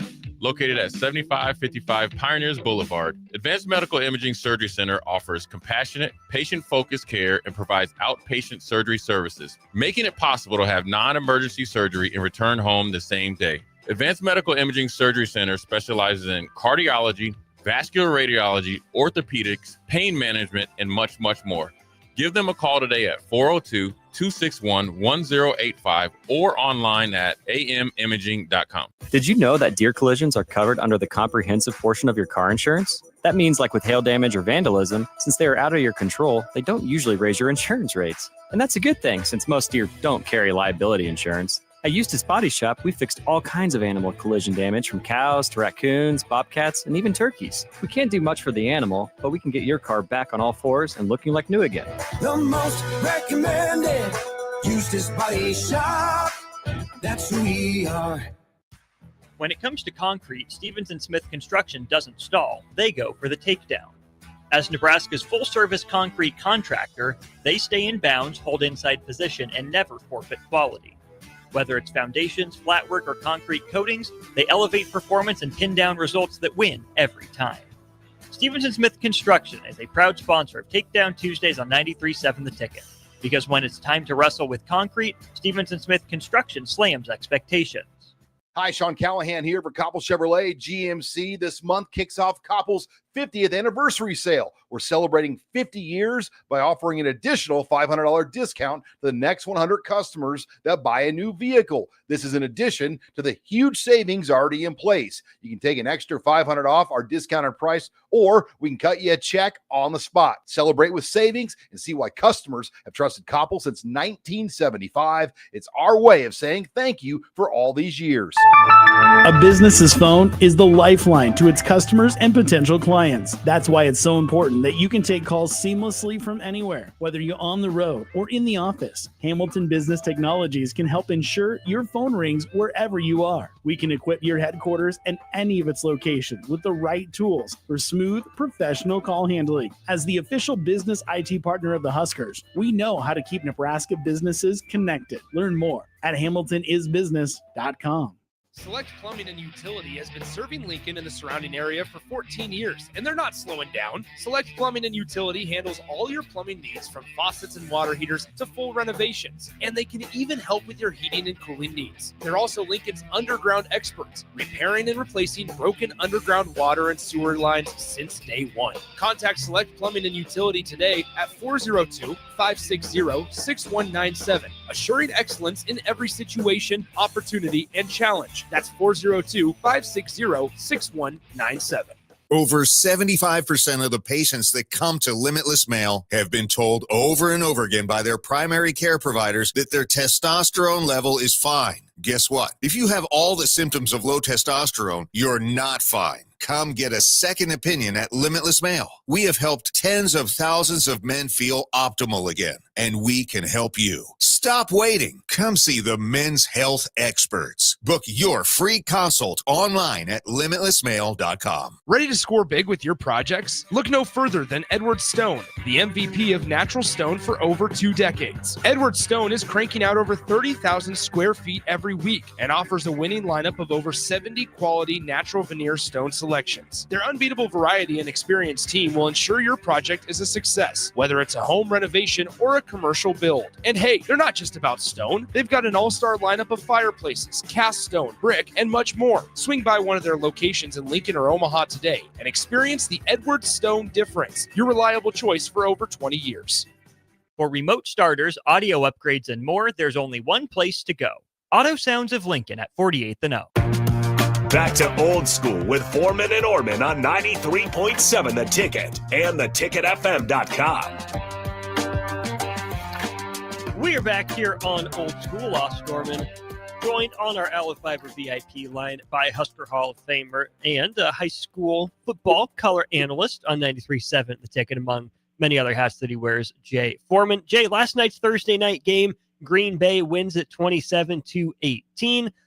Pretty impressive defensive performance from Green Bay, holding Jaden Daniels to some of the worst expected numbers of his career. And I'm not necessarily worried about Jaden Daniels by any stretch of the imagination. I mean, that guy's still a baller.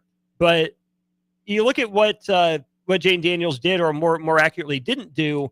This game last night, according to some advanced stats, the worst start of his NFL career in terms of yards per play, explosive play rate, success rate, and expected points added per play. If you're Cliff Kingsbury, this is where some of those questions start to come in. Are you a one-trick pony? Is your system too simple? You would think Jaden Daniels would be the one to maybe help overcome some of those limitations, but even though it's just been 2 weeks, maybe some early warning signs for the Commanders' offense. Yeah, a little bit, but I think also, what do you got to think? Deebo Samuels is not in probably tip-top shape. That's been his kind of thorn in his side, literally.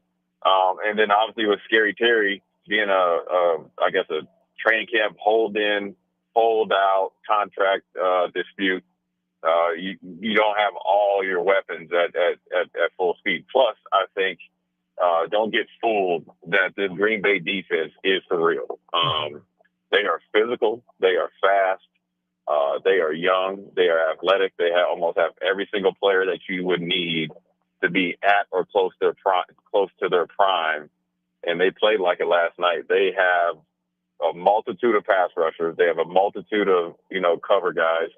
They are in a prime position to really surprise some people in a little bit of a weakened NFC conference. And then more importantly, with Detroit kind of flailing and not being the same Detroit that people expected them to be from last year.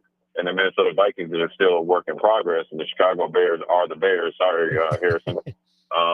The Green Bay Packers, with the way that they've been able to play offensively, and it's more than complimentary football with their defense, and they've been able to be actually really, really physical up front. The passing attack has been more than efficient. I think they are dangerous, and I think the Washington Commanders, I almost called them the Redskins, played probably one of the top teams in the NFL last night. More importantly, they played them at home on a Thursday night, a long road trip.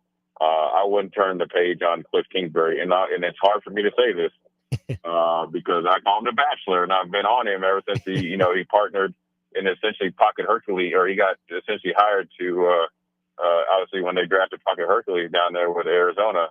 I like what he's done last year, at least for sure last year. I like what he's doing. I like their team. I think I like the first round pick that they were able to get. I also like that they got Laremy Tunsil. I just felt like they faced two guys rushing the passer. You talk about combination. Two guys are probably maybe the best in the NFL going right now. To that point about just how good the Packers could be, they've already faced two of last year's top four offenses, and they've allowed negative expected points added per play. That number they have right now would have ranked second in the NFL, according to Mike Renner, I believe is with CBS Sports. Yeah, and let's stick on the Packers for just a sec, Jay. We know that maybe the Lions and the Commanders aren't quite to where they were last year. I mean, Detroit had the 2 departures on its offensive line, plus the 2 coordinators. Washington with all the issues that you mentioned. So, no, they're not the same teams that they were at the end of last season. But at the same time, I think both those teams can get better. And I think these wins are going to age really well for Green Bay. Number one, to have banked them early in the season just because they're clicking a little bit earlier. And I think we'll be able to look back at these wins with a little bit more respect for Green Bay at the end of the year, because I think Detroit and Washington are both going to be, nearing double-digit wins, and this will be a good win for the Pack down the line. Yeah, I mean, I think it's still too early in the NFL season to draw conclusions. I know everybody likes to do that, and then obviously, like to turn the page on their favorite team. But I also think that you have to respect the way that Green Bay has been able to, acquire Michael Parsons, the growth of Jordan Love, and the maturation of their offense and their defense as a whole. So, and then when you look at the Commanders, they still have all the pieces. Now, I think they probably outkicked their coverage last year as far as, what they did. They exceeded expectations, as far as making the playoffs and obviously pushing Detroit out, and then obviously going to the Eagles and eventually losing to the eventual Super Bowl champion. So sometimes you could get smoke screened by what they did last year versus what they're doing right now. But I think they're in a great position to be successful again. Looking forward to the weekend and, of course, then to Monday night in the NFL. Big one, Jay, for the where'd it go? Your Texans. They get a home date against Tampa Bay. Houston looking to avoid the 0-2 start. Let's just start with the Monday game. What's going to be key for Houston to get in the win column? Protect C.J. Stroud. C.J. Stroud was not happy with the effort. He was not happy with the way they practiced. So I'm assuming practice was very spirited and more intense than it had been. So I look for them to really come out hard against Tampa, but and play better. But the problem is you're playing with the best teams in the NFL. So therefore, you could play better and still lose. That's why it was such an issue with the way they played last week, because they don't have any leeway to have a bad week of practice, a bad week of preparation, or anything like that and think they can just turn it on. I felt like they golded themselves into winning the AFC South, not because I don't think they're a good team. I just think they had a huge glaring hole with the offensive line and the lack of production and protection for C.J. Stroud.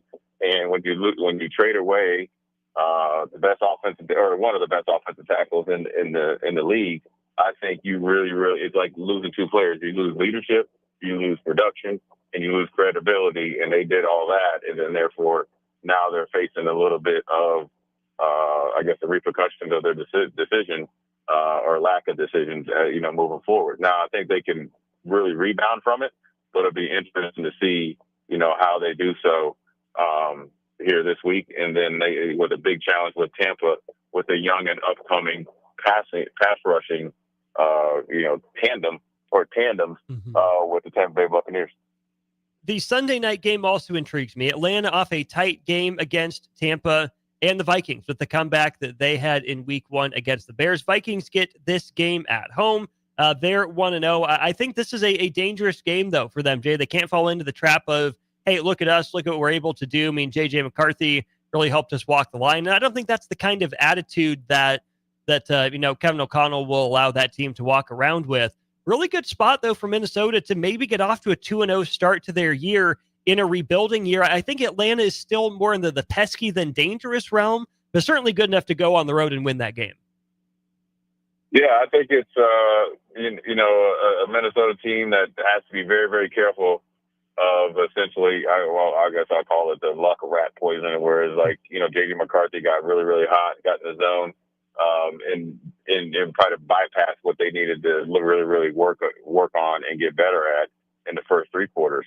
But I like Minnesota, what they were able to do. I felt like they were able to line up and run straight downhill at the Chicago Bears defense that has gotten better, and really take the air out of the ball, which allowed J.J. McCarthy to get his rhythm, which then allowed J.J. McCarthy to, obviously be a part of that comeback. And so I think they're going to really springboard off of that.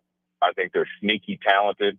I think they really upgraded their interior offensive line via the Colts. I'm sorry, Austin. Nope. And then you saw the fruits of their labor right there. So I think they are going to be well prepared to play even better. Plus, also, you have to remember, essentially a rookie quarterback playing on Monday Night Football after all the games have been played on the road is a hard ask, and he was able to not only hold it, handle himself accordingly, but then obviously was able to be a part of the reason why they're able to win the game. Speaking of my Colts, Jay, they get the Broncos.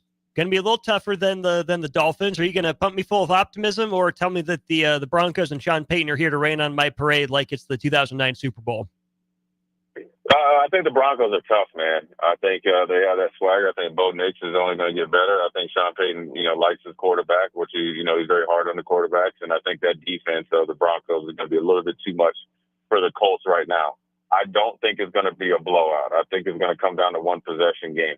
I am encouraged by Daniel Jones. I like Daniel Jones, even at times when he was at New York. I felt like he took a little bit too much of the credit for their shortcomings. I think the Colts have enough around him to be a playoff team. I just think the Broncos are a little bit better tightened up ship right now. Maybe my favorite game of the weekend, just from a fascination with both teams standpoint, Seattle at Pittsburgh. Obviously, that's a long cross-country trip for a noon Central kickoff there. That'll be, of course, 1 o'clock Eastern and 10 o'clock Pacific time body clock for Seattle. Pittsburgh survives the Jets. I don't know, squeak one out against the Jets with the Boswell 60-yarder. I still like Seattle. I think this is probably a low-scoring game, Jay, but I think we'll learn a lot about Sam Darnold in that offensive system in Seattle and Aaron Rodgers in this offensive system in Pittsburgh, just by virtue of both quarterbacks having to face, a top 10 defense in the sport. Yeah, I think it's going to be just based on how Pittsburgh handles the travel, but I think Mike Tomlin's teams always get off the plane or off the bus motivated. So, and plus, they're playing. This is like a revenge tour. Obviously, Aaron Rodgers was able to get his, and now you got DK Metcalf that's trying to get his. Or got his. Aaron Rodgers got his last week. Excuse me. DK can get his this week, and so, I think they'll be motivated. I think they're a little bit ahead of schedule in Seattle. I think it'll be a tough game because I like Seattle and what they're doing. I like McDonald. I just don't think they're at the same position as far as being, ready to compete in the National Football League playoff wise with a playoff team in Pittsburgh. Cubsker is taking his Steelers by 6.5. Also curious about Chicago at Detroit, the Ben Johnson return game, and got some stats here on the Giants at the Cowboys. Russell Wilson officially QB3 now in New York. But Jay, Dak Prescott's won 13 straight games against the Giants, and because you're a Game of Thrones fan, I'll bust this tweet out. The last time Dak Prescott lost to the Giants, Barack Obama was president, Game of Thrones had 2 seasons left, the Astros hadn't won a playoff series in over a decade, Cooper Flagg was 9 years old, and Dabo Swinney didn't have a title. 13 straight wins over the course of 3,199 days for Dak Prescott against the New York Football Giants. Cowboys not in a great spot. Neither are the Giants. Maybe a closer, uglier game between these two at noon. Yeah, I think it's going to be an ugly game, but I think the Cowboys win. I think the Giants, they're in that thing of like how Pittsburgh was last year. At times with Russell Wilson, they know he can play well. They don't really have anything around them besides neighbors. They haven't got the running attack going. The defense is good, but not great. And Dallas actually, as much as I hate to say it, impressed me last week with the way they competed with Philly and really had a chance, if there wasn't Butterfingers, by CeeDee Lamb of winning that game. So I'm just going to, assume, which they say you never should do, that Dallas is going to, validate what they did against Philly and then beat the Giants because Dallas feels truly, led by Jerry Jones, that they are a playoff team. Jay, appreciate you chiming in from the road. I know you're on your way to Seacrest. Thanks for your college football NFL thoughts. We will hear from you in just about an hour on some high school football. I'll see you, my man. That's Jay Foreman, Husker Hall of Famer, joining us on our Allo Fiber VIP line. Allo does a great job for me and my family, and they are the official internet provider of the Nebraska Cornhuskers. If that's not enough for you, I don't know what else could be. We'll go to break. We will wrap up old school, get you set up for our high school preview sort of show. That'll take you from 6 o'clock to 6:45 when, like I said, Jay Foreman, color analysis on the call of Creighton Prep and Lincoln Southeast with Nick Sainert handling the play-by-play duties from Seacrest Field. Back to Old School one final time next. Watch Old School live on Facebook, YouTube, or Twitch. Old School with Foreman and Orman on 93.7 The Ticket and theticketfm.com. Over 75% of the patients that come to Limitless Male have been told over and over again by their primary care providers that their testosterone level is fine. Guess what? If you have all the symptoms of low testosterone, you're not fine. Come get a second opinion at Limitless Male. We have helped tens of thousands of men feel optimal again, and we can help you. Stop waiting. Come see the men's health experts. Book your free consult online at limitlessmale.com. Rico here with HIS Auto Care at 70th and Van Dorn, letting you know HIS is a great place to bring your vehicle for service. With superior service bumper to bumper, we'll treat your vehicle like it's your mother's. It doesn't get any better than that. So call 402-488-8934 and HIS Auto will make you glad you did. 5% off, mention this ad, and for sure your mother will be proud you called. 402-488-8934, HIS Auto Care, 7th and Van Dorn. God bless you. At Fairway Meat Market, your family. And as part of the family, they want to save you money on your meat and groceries. Now through September 14th, enjoy 10-ounce USDA Choice Top Sirloins for $7.99 each. All natural 5-ounce pork ribeye chops, 5 for $5. All natural pork belly, $3.99 per pound, and Bush Light 30 packs for just $18.99. That's all at Fairway Meat Market in the Rockledge Square Shopping Center just south of 84th and Van Dorn. This is your year, where your team takes it all the way. Win way more than bragging rights at Warhorse Casino, where your love of the game could put $1 million in your pocket. The Pro Football Frenzy is free to play with prizes all season long. Weekly cash prizes up to $1,000 cash, season-long leaderboards, and a chance to win $1 million. Only at Warhorse Casino. Wagers may only be placed on Nebraska-based teams when played outside the state of Nebraska. Must be 21 or older to gamble. Gambling problem? Call 1-833-BET-OVER. Big news, Nebraska. Love Omaha is now Love Nebraska. This is more than just a new name. It's a tribute to what Nebraska represents in the world of volleyball. It's still the same team with the same mission, led by players you know and love. Now backed by a new ownership group led by Jordan Larson. As Love Nebraska, they're entering an exciting new chapter, pushing for a championship title in 2026 and building new opportunities for the next generation of players across the state. They want you with them. Let's show the world how Nebraska plays volleyball. Join the movement at lovneb.com and sign up to become a Love Nebraska insider today. It's game on at Elway Power Sports of Lincoln, Nebraska's premier power sports dealership. Stocking top models from Can-Am, Kawasaki, Honda, Polaris, CF Moto, Suzuki, Yamaha, Indian Motorcycle, Sea-Doo, and Triton trailers. Score big on our massive selection of Can-Am side-by-sides with rebates up to $3,000 on select in-stock models. Elway Power Sports of Lincoln has you covered all under one roof with a large selection of side-by-sides, ATVs, motorcycles, and personal watercraft at their 27th and I-80 location. They can't wait to get you set up for football season. Follow the Huskers to the City of Angels when Nebraska plays at UCLA in November. Book your official Nebraska alumni travel package at HuskerFanTravel.com. Choose from 2 or 3 night options that include a hotel in scenic Santa Monica, an exclusive welcome event, game day transportation, and the official Husker Huddle pregame party. Add on your game tickets for an optional upgrade. Transportation to and from LA is not included. Join the official Nebraska alumni trip to see the Huskers play at UCLA. Spots are limited, so book your trip now at HuskerFanTravel.com. Since 1983, Fast Mike's Roll-Offs have been a trusted and reliable company in Lincoln and the surrounding areas. Fast Mike's handles all sides of construction projects, home renovations, or big cleanouts. With the perfect size dumpster to fit your needs, Fast Mike's Roll-Offs will haul it all. With same-day delivery in Lincoln, affordable rates, and top-notch service, Fast Mike's Roll-Offs make cleanup quick and easy. Call now at 402-450-6828 or visit us online at fastmikesrolloffs.com. Book your dumpster today. Fast Mike's Roll-Offs, cleanup made simple. An overdose can happen in front of you and you might not realize it. Blue lips, slowed breathing, pinpoint pupils, choking sounds, unresponsive to touch or sounds. These signs aren't always obvious, but they can be deadly. Knowing what to do could save your friend, your neighbor, your child. Learn more by visiting myhealthymind.crediblemmind.com so you can be ready before it happens. This message is funded in part by the CDC OD2A grant. Ticket listeners know a dream team when they see one. At Applied Connective, we've been in the game for 20 years and have developed a team of world-class leaders in all things IT. From cybersecurity and Microsoft products to physical security, audio-video, infrastructure, business phone systems, and anything in between. We'll help you leverage technology to become your most secure, efficient, and profitable. Head to our website to check out real reviews and testimonials and sign up for a free tech consultation. We can show you where you might be vulnerable, inefficient, or overspending. It's a game changer, and it's totally free. Claim yours right now at appliedconnective.com.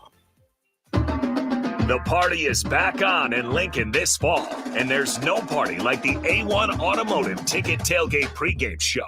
Join the whole ticket crew for 2.5 hours of pregame coverage before every home and away game this football season as they get you ready for the game. It's the A1 Automotive Ticket Tailgate pregame show at our downtown studio at 11th and O. Sponsored by Select Plumbing, Raising Cane's, Wall to Wall Wine and Spirits, Elway Power Sports of Lincoln, Currency, and the Kindler Hotel. Hi, it's Charlie Stone and Andy Goodyear of Honda of Lincoln with more exciting news for area car buyers. Charlie, it's just announced that Honda of Lincoln has won 3 of the Lincoln Journal-Star's Lincoln Choice Awards: Best New Car Dealer, Best Auto Repair, and Best Place to Get Your Oil Changed. Wow, that's great, Andy. Anything else? Yes, we were runner-up for Best Pre-Owned Dealer and Best Tire Dealer. A lot of people don't understand that we do sell tires here. Very exciting, Andy. Why do you think your dealership is winning so many awards? Charlie, we simply say it's the Honda of Lincoln way of doing business. Looks like Honda of Lincoln is the great news headquarters for Lincoln. Yes, and even all of Nebraska, we are also announcing that Honda of Lincoln's the only dealer in the state of Nebraska to win the prestigious Honda President's Award for 2024. Honda of Lincoln, Nebraska's #1 volume Honda dealer, 27th and Yankee Hill Road, or online at hondaoflincoln.com. Back to old school with Foreman and Orman on 93.7 The Ticket and theticketfm.com.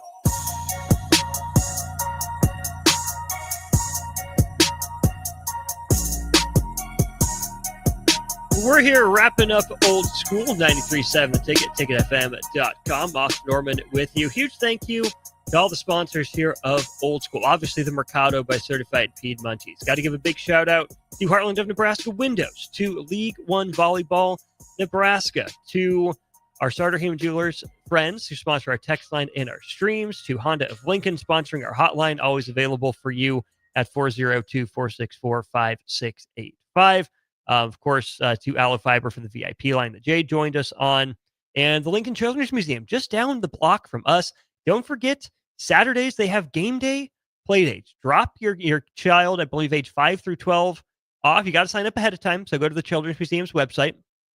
Registration is closed for tomorrow's game, but 90 minutes before the game, you can drop your kid off at the Lincoln Children's Museum. They have a football and STEAM, science, technology, I think engineering, arts and mathematics curriculum available for the children. A lot of football-themed activities going on as well. Drop them off 90 minutes before the game. Pick them up to an hour after the game. Incredible opportunity for you parents to be in town, drop your kids off, go watch the game without having to worry about it. The staff of the Children's Museum are great. They put on a fantastic show. They take great care of your kids. I know my son always enjoys his time there. So if you're in town, you haven't checked out the Children's Museum, hard to call it a hidden gem. It shouldn't be hidden by any sense of the imagination. It's a gem. Just a gem right here in the heart of downtown, just down the street from us. If you're coming in from out of town, I know you want to take your kid to the stadium, want to take him to the game, but definitely stick around. Make sure you get a chance to go through the Children's Museum if you have young children. Fantastic, fantastic place, fantastic people, and fantastic opportunities available for you there. Speaking of fantastic opportunities, #1 Nebraska back in action at the Bob, the John Cook Arena at Bob Devaney Sports Center. Huskers taking on top 20, I believe top 25 at the very least, Utah tonight. The Utes are in town for a volleyball matchup against Nebraska. That one just a few minutes away from getting going down at the Devaney Sports Center. Yeah, 6 o'clock first serve for the Huskers. Part of the Husker Invitational is what they're calling. It'll be Nebraska, Utah tonight. Then coming up tomorrow evening, it'll be Nebraska against Grand Canyon. The other team involved is the Drake Bulldogs from just down the road. Final tune-ups for the Huskers before a big Tuesday match on the road against Creighton at the CHI Health Center. And then Nebraska will wrap up non-conference play at 8 o'clock Central a week from tomorrow against Arizona. And then it's on to Big Ten action. Home weekend to start things off for Nebraska with Michigan and Maryland. 2-game road swing out to Penn State and Rutgers, the first 4 games in conference play for the number 1 Husker volleyball team. We'll call that it for Old School. Really appreciate everyone chiming in on the Royals discussion in hour 2. Good to hear from Jay, his college football and NFL thoughts for the weekend. If you missed it, don't forget you can check out anything from Old School wherever it is you get your podcasts. Apple, Amazon, I believe, rumor has it, we are trending toward a resolution with Spotify, so keep your eye out for that. But wherever it is you get your podcast, you can find your favorite 93.7 The Ticket shows there. We'll go to break. When we get back, it's me and Rudy. We'll take you through a high school football pregame show, taking you all the way up to 6:45. Creighton Prep visits Seacrest Field, taking on Lincoln Southeast. The Knights are 2-0. They won on these very airwaves last week, 26-9 over Lincoln Southwest. We'll bring you that game coming up in just over an hour. This is Austin Norman signing off for Old School. We'll talk to you on the other side.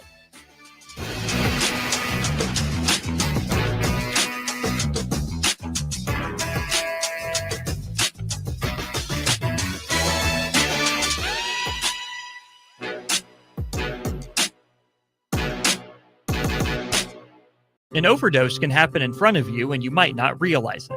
Blue lips, slowed breathing, pinpoint pupils, choking sounds, unresponsive to touch or sounds. These signs aren't always obvious, but they can be deadly. Knowing what to do could save your friend, your neighbor, your child.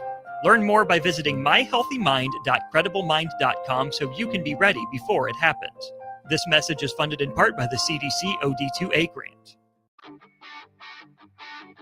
Gaina Trucking is hiring CDL Class A and B drivers. Their strong team culture makes it not a job, but a career.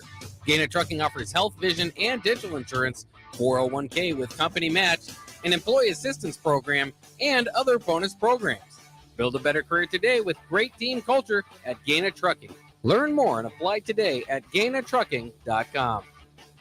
The party is back on in Lincoln this fall, and there's no party like the A1 Automotive Ticket Tailgate pregame show. Join the whole Ticket crew for 2.5 hours of pregame coverage before every home and away game this football season as they get you ready for the game. It's the A1 Automotive Ticket Tailgate pregame show at our downtown studio at 11th and O. Sponsored by Select Plumbing, Raising Cane's, Wall to Wall Wine and Spirits, Elway Power Sports of Lincoln, Currency, and the Kindler Hotel. Attention all Wings fans. Buffalo Wings and Rings has daily specials that will make you want to